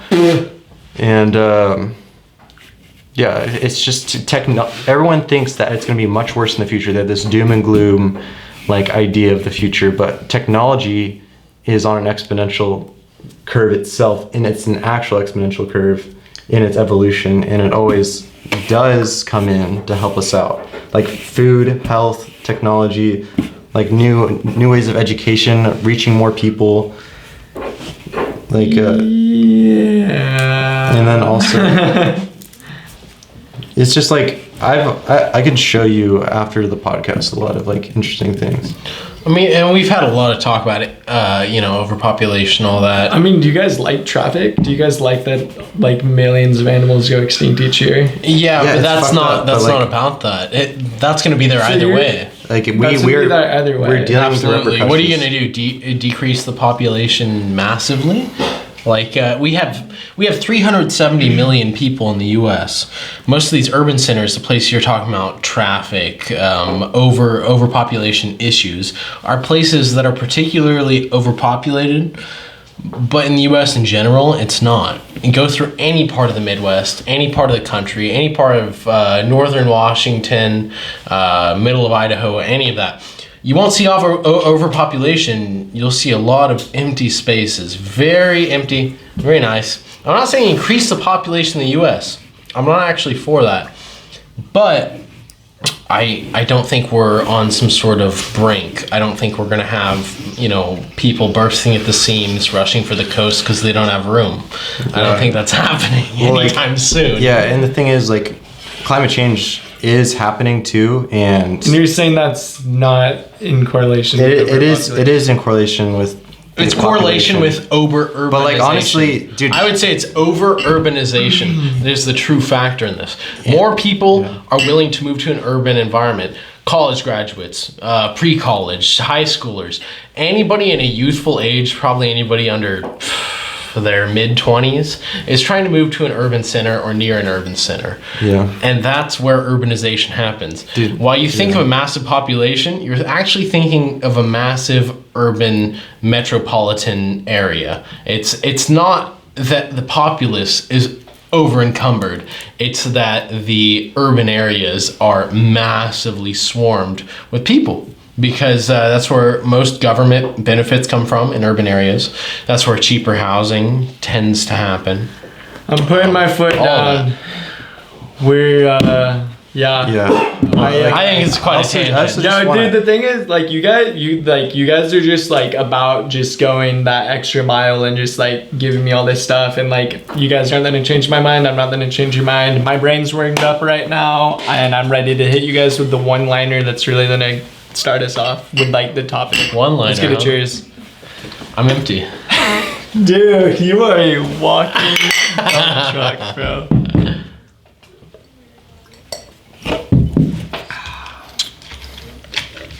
You got two cigars? No, it's just a wrapper. Oh. Good shit though. You guys are informative people. So the reason you two are here right now, tonight, Friday night, shout out. Friday night. So people always pills. ask me, or like the last few years, no one asked me this year, but like all like from being like, I think 18 up until now, like people always ask me like the last like 2-3 years, they're like, oh, like, did you vote this year? And I'm like, no. And they're like, dude, what do you mean? Like, your vote matters. Like, why didn't you vote? And I'm like, you know, I don't know. But like, I knew the answer deep down. It's just it's not worth having that debate with some people. But long story short, I've never registered to vote, and I don't plan on doing so anytime soon. And people think I'm like batshit crazy for doing so. But like, when you guys can give me a government that's not run by a bunch of like cannibalistic, rapist, pedophile people, I promise I will start voting. And that's why you guys are here today, to give literally the role, dude. I hope, dude, I wish we could show this to fucking every politician and say, hey, bitch, fuck you. But Coming for you. you guys, and I'm ready. I just had a little argument with you guys, but now I'm ready to be on your guys' side right now. Hey, we're not arguing. Yeah, no, this is the real deal right now, dude, because like, it's like, who the fuck do you vote for, dude? And I'm not even talking like big scale shit with Trump, Biden, and all that shit. I'm talking like even small local scale. Like, dude, the world is fucked up right now. The government is more corrupt than ever. And it's like, call it the government, call you want. Why are people listening to me on my phone, giving me advertisements from shit I just said 5 minutes ago? It's like, dude, leave, you fucking robot bitch ass piece of shit. Absolutely. Fuck. Guys, go on. Just go. Just Fuck talk. it. Talk. Hey, Right all now, talk. The answer to that last part, just watch Our Social Dilemma on Netflix.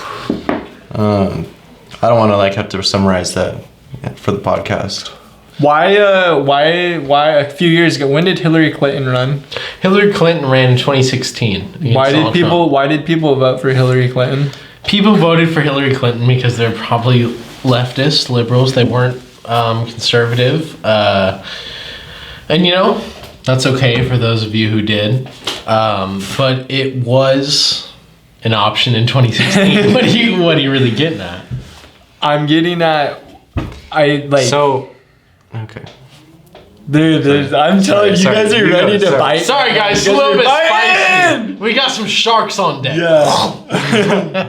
Chomp chomp. Chomp chomp. How could anybody vote for these people when they went to this like sex island? Sex Island. So you're talking about Jeffrey Epstein and his Lolita Express. That's what it was called. That is the name of his little private jet line to his island. Dear Lord. It was off the coast of New Zealand. Mercy. I believe so. Yeah. It was his island. And Disgusting island. off really fast. Fucking disgusting. The thing is, this isn't a myth anymore. It's It's not a myth. It used to be a myth. So It's the thing is, a funny thing is, I used to think about it, Jeffrey Epstein. I used to hold him into regards when I thought about my politics about 5 years ago. And I saw him all over the internet. Everybody knew he's a fucking scumbag. Everybody knew he was a filthy pedophile. so filthy. And nobody did a single thing. You can't. The only reason you heard about Jeffrey Epstein the past 2 years is because the I feel like elite... it's been like the last like 9 fucking months. psycho. honestly, 9 months. But I'm saying 2 years in general because that's when his case started. Okay. But the only reason you've heard about Jeffrey Epstein as of late was because these scumbag, pitiful, disgusting, viscerally disgustive, generalized elites had him around. They were part of his crew. They're part of his whole identity, what he did, everything Highly he did disposable. there. Disposable, disgusting. Any sort of negative adjective you could think of these guys as, they probably fit it. But they had him on their payroll. They had them in their contacts list. They had them as their friend. And I think a thing Jack and I wanted to discuss today generally was the notion of compromised politics. These guys were in Epstein's list. Epstein is a prolific pedophile, sexual abuser of many children. He was completely awful, viscerally disgusting. And I really think that Viscerally, what the fuck's viscerally, that means graphically. A lot of people would think deeper about this conversation if they kind of got a lot of general context and ideas about what we're talking about. So I'll toss it over to Jack and I'll let him kind of explain. Wait. I think it's just so interesting. In 4 days, we got Ghislaine Maxwell. Her hearing on her deposition is going to be released. Who? Before you even say that name. Ghislaine Maxwell is Jeffrey Epstein's girlfriend. Are you serious? I wouldn't even say that. She's just a fucking, like, she just gathered all these little fucking kids for him. Well, she's his tool. His girlfriend in quotes. I suppose she's his girlfriend to the media. And she controls him, too. In a strange way. I would say it's a symbiotic relationship between Ghislaine and Jeffrey. They both get what they want. And then Les Bexner is just at the top. Just fucking controlling both of them with his fucking tentacles. But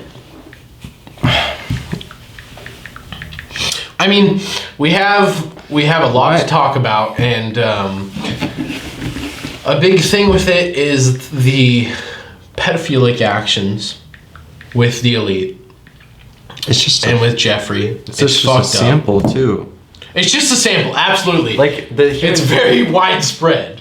The human trafficking industry is like $150 billion for fucking. Okay, I feel like we need to build up to that. Like, let me ask my dumb questions to like get the background, because like you guys are like, You want a you guys layman's are- perspective. Yeah, no, and like, let's tell it literally like from my like perspective, literally like from my perspective, because like I don't watch the news or any of that bullshit, just because it's not on the news. Why would you? it's either fake or it's biased or it's some greater scheme of shit, and it's like Some it's big not the old real meme. news. It's fucked up. Yeah. But okay, so me being laser and who I am, I heard that Hillary Clinton was running for president at one point, like 2016. You heard that? Yeah. Yeah, it was true. You heard that correctly. Heard it through the Okay. grapevine. So Grab some of that water. yeah, bro. Clinton did run. Use those long arms. So, and then her husband sat next to this guy named Jeffrey Epstein on like a plane, like there was a ton of documentation about that. So there's a plane called the Lolita Express. That's Bill Clinton's private plane that flew to his private island where he sexually abused children. Bill Clinton flew with him. There's no specific instance of Bill Clinton doing anything illegal, but it's pretty clear that people were involved. But now, for my own personal ability to say, I'm not involved with any of this, it's all conjecture. Yeah. It's all secondhand. But Bill Clinton was thoroughly involved. There's Bill Clinton. There's Donald Trump. Left, right. Hillary don't Clinton. take it like that. Hillary was involved. It's not even about left and right. It's fucking. William Barr, Bill Barr, Trump's attorney general. His father was one of Jeffrey Epstein's good friends who got in his position on his college dean, where he went and met most of his people. So it's very thoroughly distributed. Left wing, right wing. And Eli. Doesn't matter. It's like a showcase of power, wouldn't you say? I would absolutely say so. I mean, if we're gonna talk about a showcase of power. wait, hold on, guys. Like, okay, hold the fuck on. It's okay. Just here. I'm gonna ask a question. You guys have 15 seconds to answer it. Because you guys are just jumping me up here, and it's like, dude, like, let's not go there yet. What was going on this island? All right, Jack can answer that. 15 seconds. Don't go down another. The abuse, torture, and just like rape of minors. And how do we know this is true? The minors have confessed. And Where the fuck are these minors and how do you know they're confessing and what age group is this? In court in New York. yeah, So this is going on currently right now. there's a whole. Going on currently. There's a great Netflix. Okay. It's been going on over the past year and a half. And Jeffrey Epstein got arrested because of this, correct? Absolutely. I mean, And then they put him in a jail cell and they said that he hung himself. So they put him in a maximum security jail cell that was meant to look for suicidal targets because he had expressed, earlier in the week that he was suicidal. And did he say, was he guilty upon going to jail or was he just awaiting trial? He's awaiting trial. But he knew he was guilty. oh fuck. We all knew he was guilty. What was the evidence and how did we get to the The evidence was years and years and years of depositions from girls who were sexually abused by Epstein. Epstein's own conversations, his connections to many elite, and his fucking island. Who has an island out in unlawed areas to try and sexually exploit women? Jeffrey Epstein did. So And many other millionaires do not. how did one of the biggest questions I have is how are they getting these children to this island and what were Many they different means. So let me open this really quickly. Did Domino's get here? We don't have Domino's yet. Oh damn. So You guys ordered Domino's? no. So there was many avenues. A lot of them were through modeling agencies that were connected with Epstein. brother. Modeling agencies. There was a dude named Jean-Luc Brunel who gave fucking 3 12-year-old girls, 12-year-old triplets to abuse on Epstein's island. Jean-Luc Brunel fled to South America after Epstein died. He knew he was gonna get- Brunel, pardon me. Brunel fled he's still there, to he's South hiding. America after Epstein died. Many modeling agencies, I wouldn't doubt, political affiliates, human trafficking, any of those little missing stories, the milk carton boy and girl, the ones you would see are the type who are being exploited sexually, physically, and emotionally on Epstein's island. They were, and I wouldn't doubt that they are in the current day, just under different handlers. Commercial break. I need to take a bathroom break. Commercial break, yeah. All right, let's make sure we cut to that. Okay, well, no, for real though, where did we leave We off? should bring a couple chairs. We left off. Epstein's Island, who was associated. Okay, hold on. So okay, so there was like this giant case, but like were there people on the island? Like how were you studying this? Yeah, How is this confirmed? Like was there people Through a court case where he killed himself after he got accused. Or he was murdered. Or No, he's he still got alive. murdered. No. Or he's not dead, yeah. Okay, this is what I heard. I heard he got sent to jail and then they paired him up with this ex-SWAT member that's part of some like white persimmons. Persimmons? Supremacy. I love persimmons, dude. For symmetry.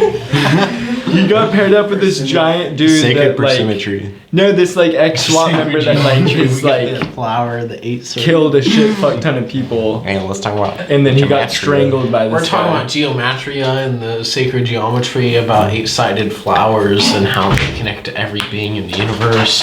How we're going to use the double slit Hey, I'm not experiment cutting through any of this quantum out, theory too. to prove that keep consciousness talking. creates reality. It's just a meme. I'm going to go smoke.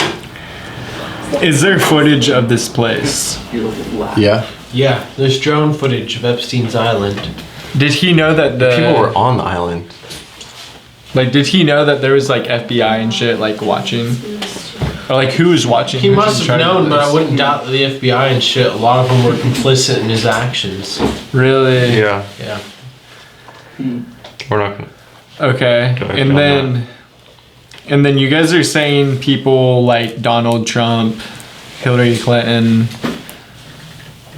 That's just the report. You know, like it says, that they were involved. We're not gonna try and. Many politicians, many actors, many producers, directors, a bunch of people in media, people in politics were implicated at Epstein's. Yeah, and I just want to bring up, QAnon's just hitting the fucking news right now. It's just fucking making a bad name for conspiracy theories, you know, and that's the whole thing, is the conspiracy just builds up bad stigma around something that might be true.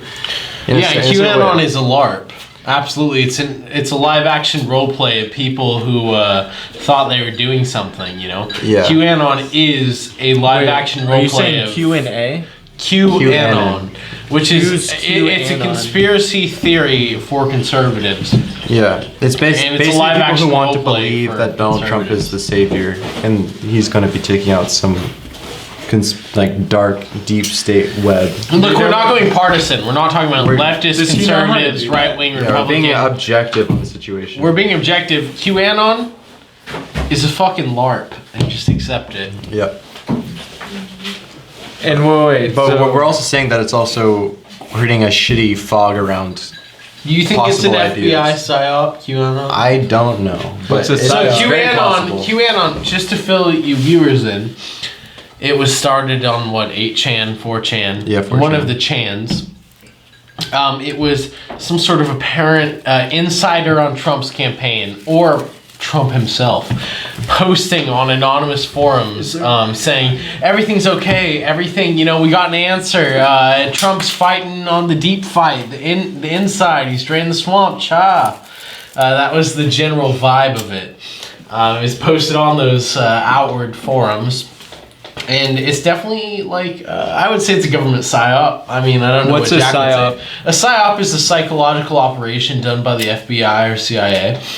Like MK Ultra psyops they've done in the past. what's MK Ultra? That was a fucked up one. MK Ultra was where they did like psycho hallucinogenic. If anyone's watched experiments, Joe Rogan recently, they probably heard about Yeah. MK Ultra. There's acid, mushrooms, experimenting with people's brains while they were on it to see if they could become psychic then- or Wait, you're Yeah. saying this was happening It's at the really island? gnarly. Yeah, This happened in the U.S. in the 60s. The Oh, government- this wasn't happening at Epstein's Island. This happened in the U.S. This is we're talking about psychological operations and different examples of them. What was the end result on this BLA Beauty MK Ultra. MK Ultra? You could say Charles Manson was. Yeah. He was part of Is that why MK he Ultra. turned crazy and killed all these people? No, he didn't kill them explicitly. He got other people to kill them. He got his cult to kill him. He used the same techniques the I'll CIA use that as my did on him. All right, guys. But So let's just. yeah, no, that's kind of a spicy tangent we might go on. But I think we had a general idea. Cheers. Yeah, I want to delete that. What I think we had a general idea. Too much. Flow. Okay, cut that.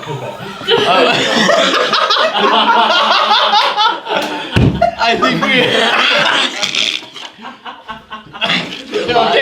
Okay, cutting to 5, 4, 3, 2, 1 here. I think that we cut that. About MK Ultra. Charles Manson. I can't. Let's cut straight to. Oh my god, cut all of this. No, cut straight to that. That's the Okay. point. Okay. Charles Laser. Manson. No, let's ask laser. Yeah, I got some questions for you guys. Yeah. So this is what I don't understand. Okay. He's stuck. We'll cut it. You're gonna be paying me overtime. I'm paying you shit. You gotta pay me. I'm like Joe Rogan, 150K. What? 100 million. 100 mil. Dude, yeah, I bet you that fool makes. But a you lot have to of fucking delete the money. conservative episodes, right? Yeah. Wait, so how are people? So okay, so before I ask this question, so you guys are like openly saying right now that people running to be the president of America have been involved in these like these sex ring things going on at Epstein's Island. Personally, Like you guys are saying, before I ask my next question, which I'm gonna ask in like a second. You guys are saying that like Donald Trump, Hillary Clinton, Joe Biden, like Jeff Bezos, like all these other like big name company people. Let's not include Jeff Bezos Okay. and Joe Biden because they were in the immediate names that were Okay. included. We're trying to stay as factual as possible. So let's say Trump and Clinton and Bill Clinton, whatever. You guys are saying like they were a part of this. I mean, yeah, the reports say they were a part of this. Okay, then if the reports are saying that they are a part of this, and this report that was a myth now actually has become a reality in terms of like these children Yeah. and like I mean, it's like this no longer island getting conspiracy. found and like it's not a conspiracy anymore. Just The like you island just is said. 100% real. And Okay, there so was and if fucking- you The guys are accusations have not been proved. if you guys are saying the island's real, Yeah. we might as well just go with the accusations being made that have been happening on this island that was an accusation. Let's just assume that's all real. Okay. Why are we voting for these people that are running for fucking president? That's what I don't understand. Like, explain that to me right now. Just explain that to me. Like, So what we People are have simple. is the notion of compromised politics, where every single person who rises to that high of a rank, whether you're a Democrat, Republican, any side, don't fall for this side, choose the lesser of two evils. Don't fall for it. Because whether either side is implicated in these actions, which we've had top leaders from both sides be implicated in it, it's not something we want to support. So I would say, instead of voting, drop your legitimacy, like this whole credentialism, this legitimacy, and this general candidacy or general idea of who we're going to vote for, left or right. Drop all the legitimacy. This shit's a farce. Most of these people are implicated in these crimes, or at least were part of it, or knew of it.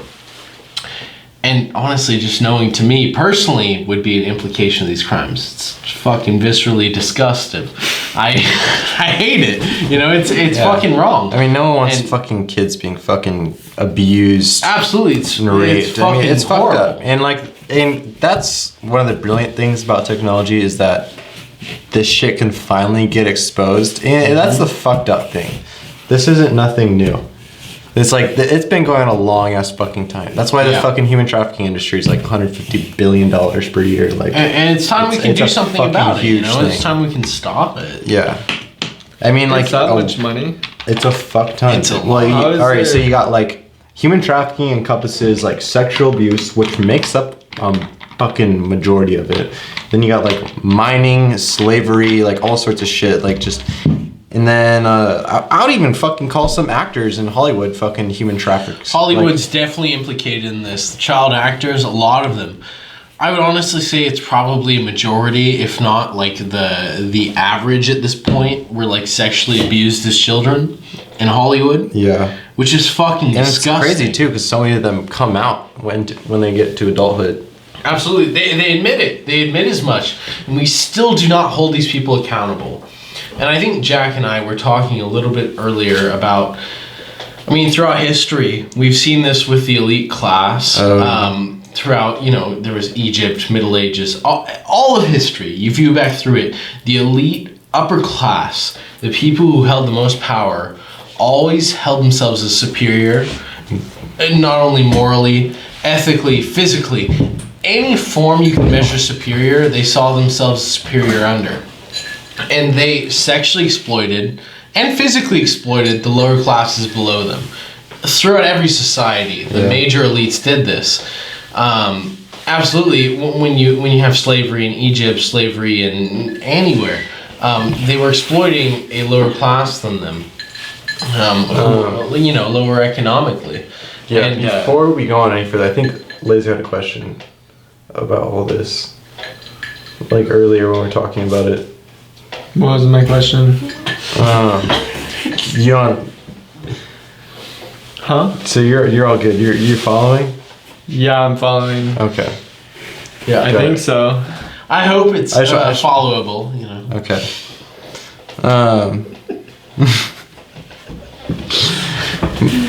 But yeah, no. So like, human trafficking has definitely held like elite classes together. I mean, also just like asserting their own power.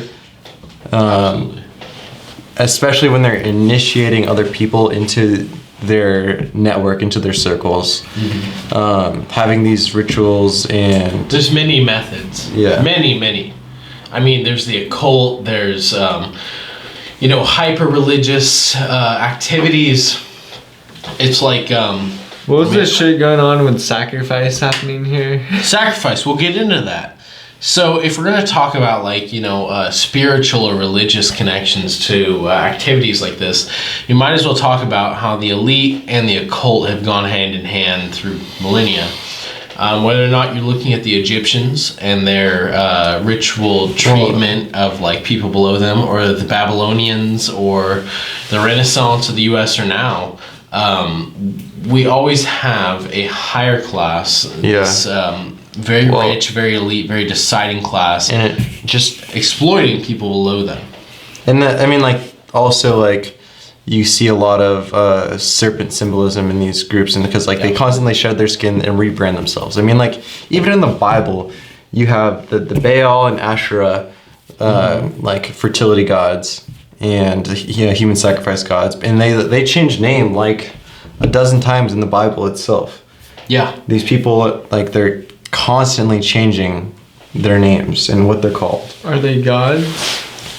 They're idols. It's like idols they sacrifice to. Another example, I mean, this is Oh, that they're Testament within the sacrificing Bible. to? It's the Or these people are doing the they sacrifice too. They also do Moloch. Are these people human? No. They're idols that ancient religions the worship. people They represent, cutting like, The people acting in these rituals are human. Yeah. Okay, but they're praying up to a god. They're praying to like an idol. So Or It's an idol. been around through history. and then And is that happening like currently? Who knows? We really don't know how long but it's like the general idea of the elite practicing and things like this throughout history. They also practice it today. Whether or not they do it esoterically through religion and rituals, who knows? well, the thing is, But with, they like, still do it. Yeah. Like, we've proved that through the courts. Like, they're still sexually exploiting our youth today, and they still do it. well, like, I mean, the thing is with ritual, it's like you're getting, say, the acolyte into like this cathartic state where they're highly programmable. You have like this huge ritual that creates this sense of like becoming a part of something greater than yourself, and in that state you're shown like symbols and ideas and all these things, and then you're like initiated into like this like secret class of people, and then part of it is either like some sort of life and death situation of like rebirth in some way. The ritual represents that you die, or someone else dies that represents your old life going to this new life of being in this secret society. So yeah, it's basically like it's impossible to back out of eventually. Like the generations below you get into it, like the secret life, and whether or not we're talking about old esotericism, yeah, like Kabbalism or the Freemasons, like Freemasons. the founding fathers were all Freemasons. Yeah, it's a whole bunch of that stuff, and it all. I mean, like, what do Masons do? Like 33rd degree? The Freemasons, they use every single bit of esotericism. They use the occult. They use anything they can to initiate their acolytes, which is just people who are like unlearned in like the mysteries, and their god is like this god of reason. They feel like they can interpret the entire world through their own reason, and so they study sacred geometry, numerology very thoroughly. Kind of Gnostic principles. Yeah, like secret knowledge will gain you access to higher realms of just reality. And yeah, I mean that's why their symbol is like the square compass or the square ruler and the compass, which is just like kind of sacred geometry symbols. And that's why they're called Freemasons also, because you use those to create these create the foundations for society. Like you are like these learned individuals that sort of control how this building that is this civilization is going to develop.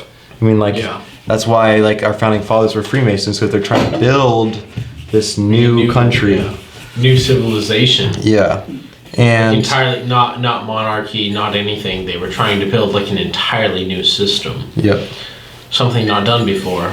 And like everything about the country from when it was declared independent to the founding father to like so many different things is in connection to numerology and all these like weird, like it's like Kabbalah, esoteric beliefs. And it is all connected, absolutely. I mean, anybody do your research, you could find a million rabbit holes down all of these, you know, pedophilic elite, Kabbalah, esotericism rabbit holes. Yeah, I mean, like they also, go forever. Also, like the country was just created on human trafficking, like slavery, the African slave trade, you know, like, and I don't think any of the founding fathers are innocent. Fucking, I mean, it's brilliant about like the modern age because you find out so many things. I mean, like. That's why like having these controversial ideas is so important. Like Joe Rogan just talks about it all the time. I mean, I'm not even gonna try and quote it because like Joe Rogan talking about chimps and shit. Yeah, I mean he was also talking about how like George Washington like used like African slaves to like get new like teeth and stuff like that. He'd like. Oh yeah, I've heard about that briefly, but I haven't heard in detail. It's just fucked up. Like. The entire everything in the early era of our country was just like based on human trafficking, and so like it's just not a surprise that it's carried over, and it's because of technology that we have the lens in which we can finally see it. It's crazy. It is crazy. I don't know, Laser. What do you think? Do you have a general idea about this, or any questions you want? Yeah, it sounds like we're not living in heaven right now. Certainly not. Yeah, no, we're not living in heaven. Absolutely not. Sounds like we're living in hell. Well, we live in a... Are we in hell? Is heaven and hell real? Heaven and hell real. All right, we can go into a little bit of spiritual. That's up for your own belief. Yeah, so everybody can have their own belief about, you know, what's going on in the world. We have many different religions, many different ideas, reincarnation, heaven, closeness to God, a whole bunch of different... The Freemasons think those things are knowable through themselves. Yeah, well, which is kind of like connection to Gnosticism. So Gnosticism is a type of Christianity that where you have to have special knowledge or knowledge of some sacred books. They have special Gnostic texts like the Book of Enoch and the Book of it's supposed to be like Noah's grandfather and stuff. Oh yeah, like so they do like hidden knowledge. That's like where Gnosticism like, comes. Apocrypha, absolutely. Yeah. They do hidden knowledge, and it's like you can't achieve salvation without hidden knowledge. They think like the God of the Old Testament is a false God. Yeah, and they believe in like the angels that become gods or whatever, like the Desperia or Demetrium or whatever. Yeah, I don't remember, dude. It's a fucking lot of words. And it's crazy. But like they basically just think that all of it's like understandable through. Like that's like the. Yeah, exactly. It's like that's the divide. It's like you can have. They believe knowledge is the key, though. Yeah. It's not like connection to the spiritual, connection to understanding, or like connection to no faith. It's like knowledge. Yeah. It's not faith. It's faith versus clearly knowledge. That's what that's what Gnosticism is. Yeah. And I feel like Hold on, you guys are. Tell me the definition of these words you guys are saying. So which word do you want a definition to? You've said Let's like start with 8, gnosis. bro. Like. Gnosis? Like, Not, what was that thing you guys were saying? I don't even know, Gnosticism? bro. I can't Is it keep up, Gnosticism? bro. yeah. So like Gnosticism, like or just the word Gnosticism comes from gnosis, which just means like deep inner knowing. Because you have achieved a state of enlightenment, or like you've studied these various branches of like I don't know what to call it, but it's like if you've ever heard the word agnostic, it comes from Gnostic, which is like knowing. So agnostic ag is is not to knowing. know. So it's like Yeah. you don't know what you believe. And gnosis is you have true inner knowing, which is kind of divergent from traditional Christianity where you have to have faith. And then Gnosticism was like this sect that evolved right around this like same time that, and then they thought they had like they had a different version of Jesus that like told his apostles like different things than Like special knowledge. yeah, like that was for an elect group of people. Essentially, Gnostics believe that like you have to be of a certain intellect and a certain understanding to understand these specific knowledges about God and Christianity to be able to get to the next level. Like it was Christianity with a gate of you understanding with specific hidden knowledge that was like hard to obtain. That's so crazy. The thing is about like being like if you're atheist, like I mean like I remember I went from a journey of being atheist to like diving into these like new age spiritual ideas, then to like the Christian realm. And it's just like if you don't typically think about these things, it's such a mind fuck because it's like this entirely different world, this entirely different way of like thinking that so many people fall into the trap of. It's bizarre. It's not like it feels like it's almost not based in reality. You know? No, yeah. I mean, like, the elites, they're attracted to power, and knowledge is power, and so, like, having some upper hand because you have all this access to secret information, and, like, throughout history, too. I mean, you can just think about, like the Vatican archives. It just has, like, miles and miles and miles of rows of, like, just scrolls, text, information. It's just like they use all this like secret knowledge in order to like maintain their power. Yeah, they know everything. Absolutely. It's fucked up. I mean, Can you guys relate to what you're talking about right now with the Epstein case? Epstein, dude. They call him Epstein. or Epstein? with Epstein, if I Because you guys, I remember you guys were explaining this to me one day, and you guys were, I remember hearing devil worshipper. Okay. Well, if you From really want to go someone's mouth. into like, I don't I'll let Jack handle like the religious aspects, but like our relation to what we're talking about with Epstein is that we both realized, and we both talked to each other for quite a while. Whenever anything disgusting, viscerally repulsive, anything that the general person would be like, oh, that's fucking horrible, but maybe not the minority. That would be generally what Jack and I would talk about, like this newer Netflix movie you may have seen called Cuties.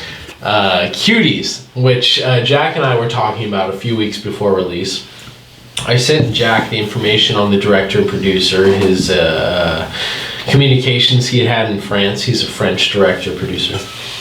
And we were talking about how quite awful this movie would probably be. And the thing is, And- it's so ironic because it's like trying to spread awareness about the dangers of children getting involved in like all these things. And it's supposed to like raise awareness about trafficking and like pedophilia. But it really by doesn't. It's just depicting like it's depicting it. Yeah. It's depicting pedophilic actions. It's depicting like a great movie for fucking disgusting, degenerate pedophiles to watch. So if you really want to, if I see you defending that movie on Netflix, Cuties out there, I think we could just lump you in with like degenerate pedophiles, right? Because it's a fucking disgusting movie. Well, you see the visceral what's it action about? out of these What's it scenes, about? and it's awful. It's so about you really want to Laser's defend asking it. what it's about. What is it about? What's it about? So it's like I'll let Jack You got like 11, 12-year-olds. 11-year-old girls. Yeah, 11-year-old girls who are trying to explore their sexuality by dancing very sexually to the public. Like, as This you would is see, on like, Netflix. strippers dancing. Like, they're, like, on stage enacting, like, sexual positions and shit. Twerking, doing all of these. Who's the audience? Like, old fuckers. It says dude. 18 Like, plus. Like, you're looking at the audience, it's just old people and, like, old dudes who are just, Yeah. like, fucking smiling and just, like, staring at them like, yes, this is normal. Like, so all this encourage pedophilic this. shit is happening with the old people. Because all those Well, people it's are dead. happening. It's happening in modern culture, I guess you could say, because most people have Netflix nowadays. You know, it's just something that most people have. well, They it's pay also like porn too. I mean, like the most fucking searched thing on porn websites is teen. Like, Yeah. like, and then kids, like, they have, every fucking kid has access to porn, and so it's like Which it's is just wrong. it's It's wrong. it's normalized, dude. It's like, okay, And, like, how is a kid And, like- supposed to grow emotionally healthy in an environment like that? How's a kid like supposed to deal with that? dude, I don't know. It's bad. it's fucked up. It is really fucked up. Damn. I'd say don't give your kids phones until they're at least 13. Keep an eye out, parents. Dude, So.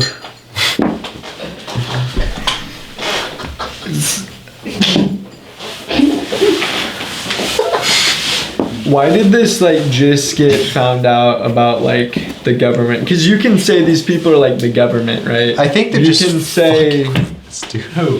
Like, why is this getting? Well, we were talking about the ritual humiliation. Yeah. Weren't we?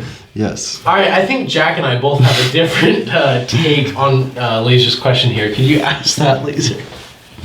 so. Like we call these people the government, right? Like Donald Trump, Hillary. Whoever's in the government. I mean, then the thing, I'm the just deep naming the state. big names that I know, like, because I don't watch the news. There's Yeah. more names than Trump and The Hillary. Supreme Court, all that. No, I'm saying for the fucking Epstein shit.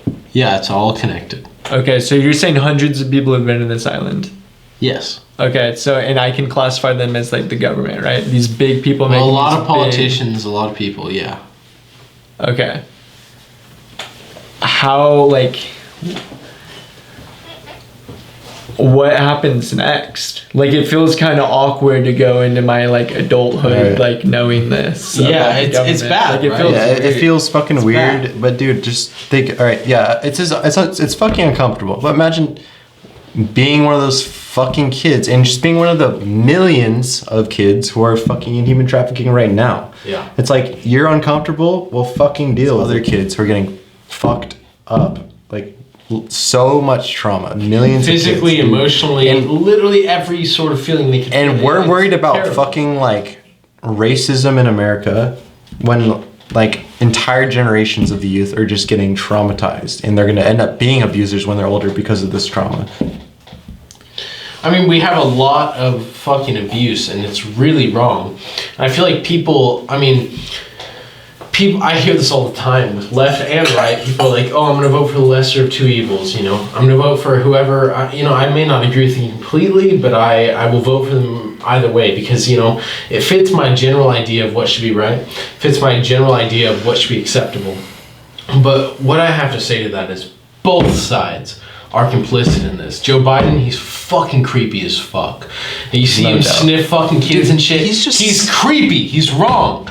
Yeah. Donald Trump, he's implicated on It's not- Epstein's Island. Yeah. Both of them. Left, right. I'm being bipartisan here by both saying their shit. Don't accept it. Don't be okay. Don't be complicit. Don't say lesser of two evils. Because you're not choosing a lesser of two evils. Two evils don't equal out to a good. That's always going to equal out to evil. You have to try and make a good offensive to whatever that evil is. Yeah, I mean, like, don't that's- accept left. I mean, that's don't why- right. It's not okay. Yeah, the original like strategy or just like idea of what the US should do in regards to foreign affairs moving forward was to be neutral. And we fucked that up. Neutrality was that's the whole reason we broke apart from fucking the British. Yeah. We want to be neutral. We want to be our own thing. We're not about being controlled, and we have to think about foreign influences and domestic influences that have kind of contradicted or fucking took over our diplomatic systems.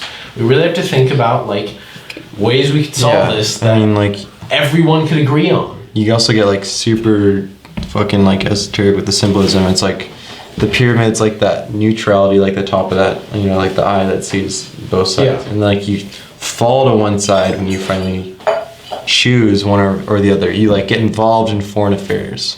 I mean, you get we have involved a bunch in party of that. conflicts. We have a bunch of that with the esoteric, Yeah. influential. What does esoteric mean? Esoteric is like kind of like a Secret. general idea, secret knowledge, like connecting outside idea of something, you know, outside the box thinking, you know, just like a really out there idea about something. Yeah, it's weird. Like, also, it's super fascinating too, because in the Bible, it kind of prophesied like these sort of things, like esotericism and New Age ideas, and trying to understand the universe through ways of like rationalizing it. But I feel like that's just a wormhole we should probably not get into. That's Yeah. You guys all are of good human at going thought down deep. wormholes. Absolutely. Yeah, fuck. I feel like I had more questions on the Epstein thing. Like, that was like one Yeah, of my main what do you wanna know focuses. about, Yeah, bro? no, well, dude, I remember when we were playing, I was playing Call of Duty with, I think, one of you, or Both if of not us, both of yeah. us, Both and of you us. guys were telling me all about the fucking island, and you guys really haven't said much about it. Like, we were playing for hours, and you guys were telling me about this fucking shit where they torture someone for the most amount of time possible, and then they drink their Okay, blood. so we could But we no- could talk about these kind of go deeper into some conspiratorial areas where me and Jack tend to dabber. Wait, You know, let's start off with. And don't even press it in it. Like, what? Like, just say it, bro. You don't even have to like give the background. Just like adrenochrome harvesting. Okay. And what makes you say that? No. Let Jack start out. Just go. Jack, you answer this one. You answer this one. Human sacrifice historically has been done in the most brutal way possible. Absolutely. Yeah, like they try to make it like, and it's not for it's partly for the person in asserting your own power over this person, but it's also to display your power to other people. Yeah. And you're basically in a human sacrifice trying to make it as brutal as you can and as painful as you can. And there's this like conspiracy that Well, we asked why is that? You know, why would it be as painful, as brutal as you can? We both kind of thought about the same conspiracy here. I'll let Jack cover it, but it was just the idea of like, why would it be brutal or why would it be painful or severe in those ancient cultures? And that was for a specific reason. yeah, I mean, like, there's this, you gotta talk about the conspiracy of like adrenalized blood, where, I mean, like, when people are in extreme states of fear, they release like a certain hormones into their bloodstream. Like extreme states of fear. Yeah, high and- adrenaline. When they were being And- sacrificed back, like way the fuck back then, was it like, hey guys, like it's time for me to go, like sacrifice No, me? Or yeah, was of it course you're afraid. They just well, pull like, them up, like, out of the streets?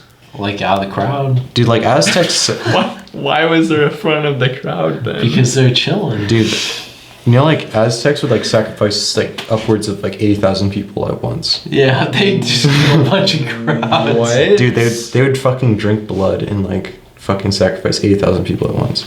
Like, imagine Coachella, the entirety of Coachella just being sacrificed. How do you kill? No. How do you kill? Like, 8,000 people go to like a place and it's like set up like a festival, but instead everyone's just getting sacrificed. Yeah, like all these like lights and torches set up, fucking people just.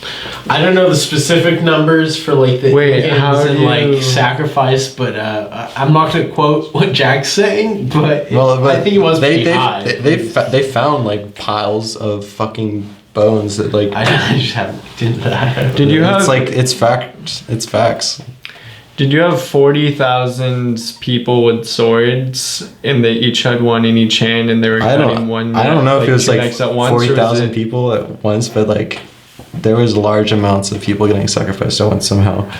Okay, and you guys said something a second ago about drinking their blood.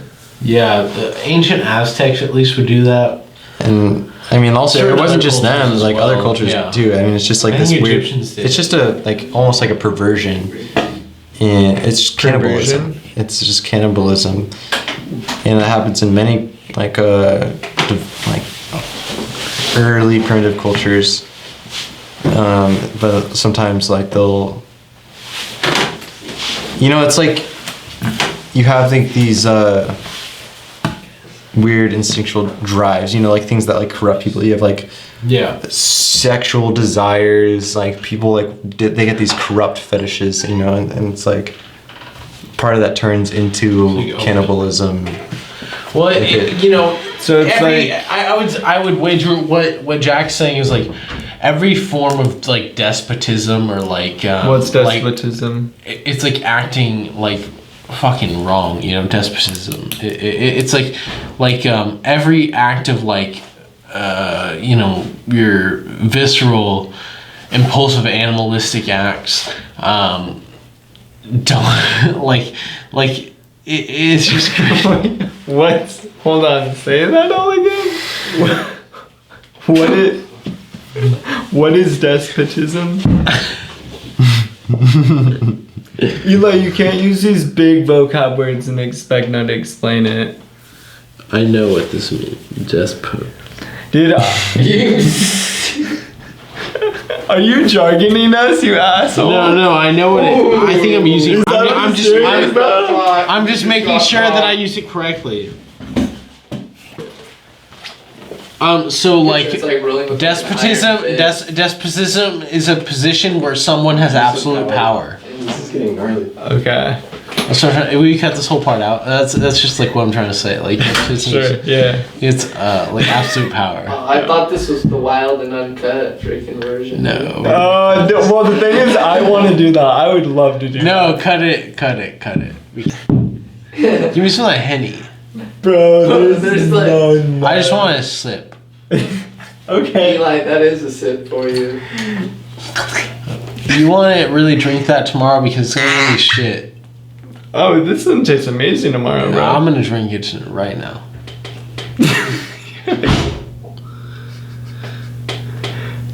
Will you cut that all? Oh yeah, I'll cut whatever you want. Yeah, nice. That's not a sip, bro. That's a fucking lip. Bro, this is I a can't even sip. see it. Can you see it now? Bro, Let me try this. You can see that, right? I've had fatter loogies than that. That's fake. That's it. Damn, dude. Okay, I see sip how on it it. No, don't you know, just sip on it. What a gentleman. Okay, so do you think that's still being practiced right now by these like big name elite people that are like they're torturing people and drinking their blood? We don't know that part for sure. It doesn't seem far-fetched though, right? All this shit's happened. That doesn't seem that far-fetched, right? I mean, but the fact of the matter is that we don't have legitimate proof to prove it. We do with pedophilia. We do with the mistreatment of youths. Our youths, like the lower class fucking youths. We're recording, yeah. The youths that had to deal with all this. While we do have proof that they dealt with people like Epstein, we don't have like the general broad proof of everything. Yeah, I mean, like, there'll be people who come out and they say they saw people torturing victims so that they release adrenochrome into their system, and like the people drink the blood. And it's like an aphrodisiac. It's like a drug, or apparently it's also like Adrenaline. Like the conspiracy says, it's like a fountain of youth. But I don't know. It's harder to like back that one up just because it's like it's still a developing. I mean, it's really far out there, and like a lot of people say it's based off Fear and Loathing in Las Vegas, which was a movie made that first brought up adrenochrome. as if it was like the MacGuffin in the film. Yeah, I mean, But we really don't know because that guy was involved with the Skull and Bones Society, the dude who made that film. So we really don't know like And where it starts. the Is it Skull and Bones Kabbalah or the Society. movie. just a preface, it was just like a kind of like a secret society among Ivy League schools. And in order to create vows of secrecy, they would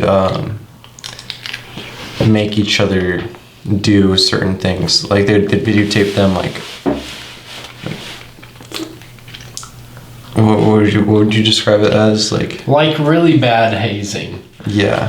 They videotape someone like, you know, fucking like, a kid or something. yeah, like having intercourse with a pig. Sounds a or lot more like something. hazing. Yeah, it's like hazing taken to its furthest extreme.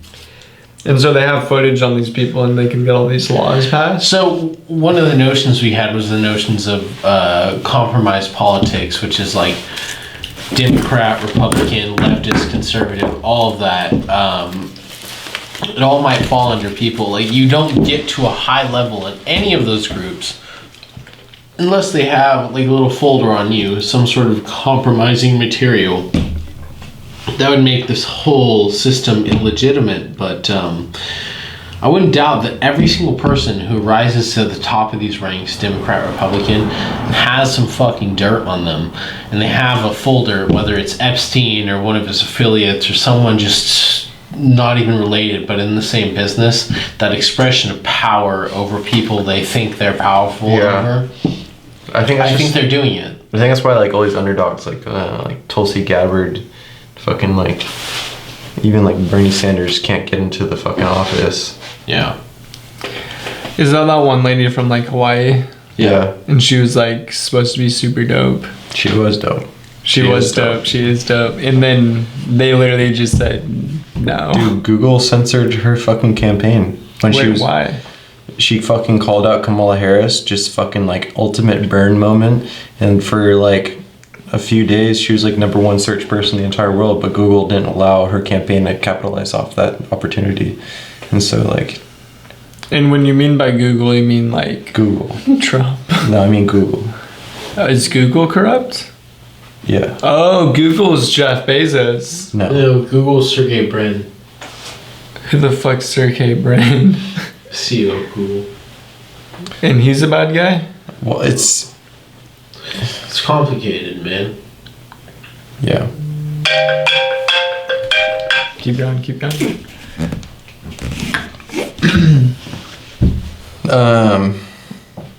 Yeah, I don't know. I don't think like Jeff Bezos has been connected to any of this. Really, I mean, like we know he's probably like corrupt on some levels. I mean, like offshoring profits and Paying very low to no taxes for Yeah. his massive business. zero Like, taxes in some cases. Yeah, How does he get away with paying zero taxes? Offshoring profits. yeah. What's that mean? So either they invest all of their new profits, you see all these Amazon original shows, Yeah. everything. They invest all of their profits into some like business venture, or they just like they'll do like shoring up their own profits. They'll buy their own stock to shore up their own value. Mm-hmm. Say that again? It's like an internal pyramid scheme. It is. It's like They buy their own stock? they do. A lot of companies. What's wrong do. with that? So they put their stock on the market. They It's buy just- a bunch of it. When someone's stock gets bought on a massive amount, it tells investors to go buy it because it may have something going on with it, or it may be a valuable stock. Yeah. When a company buys its own stock a bunch, it convinces investors to buy it, even if it's not legitimate or like bought by the massive amount of the public. And then what's wrong with that? Like, is there something bad about doing that like fucks up the... Well, like the money they would pay in taxes theoretically would go into, would reach the public in some way. Like marketing and fucking getting their message out there. So What do you instead mean? of Why paying are they- taxes, they're paying their stuff on like running their business and like creating new originals and stuff so the public can pay for it. or like doing some sort of charity or something. How do you not get taxed by? So you're It's saying a very complicated system. you don't get taxed if you invest into your own stock? So there's certain write-offs that companies can do, and Amazon's got like a sweet spot where it's like pretty much all of its like profits written off. Was this well thought out? From Amazon's point of view, Yeah. yeah, definitely is intentional. Definitely, dude. 100%. Brilliant. So, and this is why Jeff Bezos is so like corrupt, He's just extremely rich. way too rich. Yeah, I don't think he's implicated in any of the he's not. explicit stuff that's happened to He's minors or probably anything like He's that. a pretty smart dude. I And mean, he- as far as like understanding what the fuck to like stay in and out of. And is he a bad guy? I mean, I don't personally agree with a lot of Amazon's business model, but he hasn't been implicated in many of these scandals or anything. So I don't. Do you think he was a part of the Epstein child trafficking? I would have That's no just all ability to conjecture. say. Yeah, Okay. it's all conjecture. There's nobody implicating him. I would have no ability to say I can't even put an opinion out because I don't know what he was doing at the time. Is Jeff Bezos like, what's that word? Authoritarian? Authoritarian? No, he's more like laissez-faire capitalism, if anything. Just like let capitalism regulate itself and let me rise to the top because you got the golden goose, you know, the easy ticket Amazon. So I would say that he probably doesn't care that much. Is the way that he has employees, is that's what's fucked up, and like the rules he makes them do, and there's not like a I mean, Amazon. I mean, or some we shit. could dive Doesn't down pay the rabbit terribly, hole but- of like Amazon, but like their factories are kind of fucked up in some ways. Yeah, they definitely work people very hard, and the payment is like okay for the amount they Yeah, work. but people. we don't have to go down this. Yeah, it's kind of a tangent. It's yeah. Now I'm curious. Are you guys curious? Do you guys know the answers? I to don't what know I'm- much about You don't? Okay. Amazon. Okay, for to be sure, honest. for sure. Is that like its own? That is their whole separate It's subset. okay. Well, it's like, yeah, like it is interesting though too, because like you got like these billionaires like Jeff Bezos who create these other companies that in turn fund their space programs, which is weird. Like Elon Musk, he had like Yeah. all these other companies that then like in turn helped him fund his space program. And Jeff Bezos did one too, didn't he? Yeah, he is. He's trying to get people to the moon. Yeah, I don't remember what the name of his company It's was. Blue. It's Blue Origin. Blue Origin. Yeah. And like they have reusable rockets already too, and that they SpaceX has what, like the Falcon 9? they have the Starship, which is like it was originally the big fucking rocket, or the big Falcon rocket, and that one's the biggest one. I think it's the biggest one in fucking history.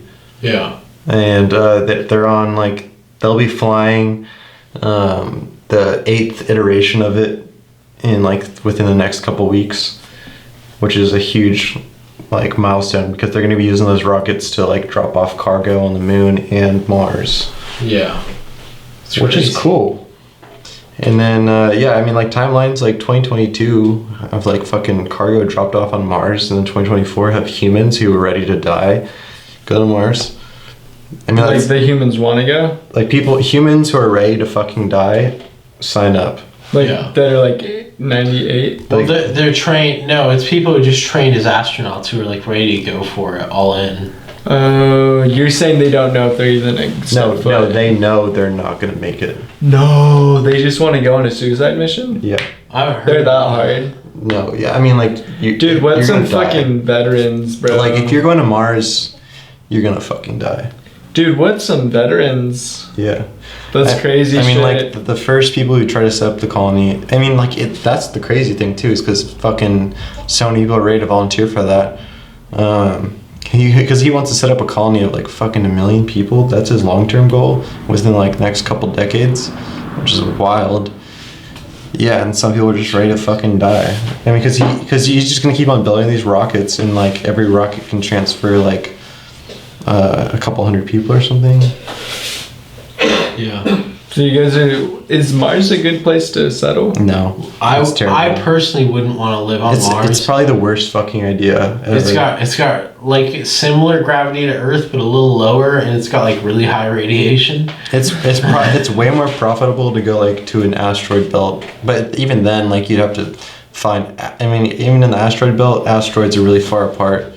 But the fucking crazy thing about asteroids is they're worth a fuck ton of money. Is there like diamonds and gold in it? Like rare metals, gold, possibly. I mean, like all sorts of It's things. like, Everything's huge, right? asteroids form different than from on Earth, so Yeah. they're very rare. And they're huge. Like you could have like asteroids that are worth like quadruple. Asking you more pressing questions you might have. Yeah, like any remaining conversations or questions. It's almost one.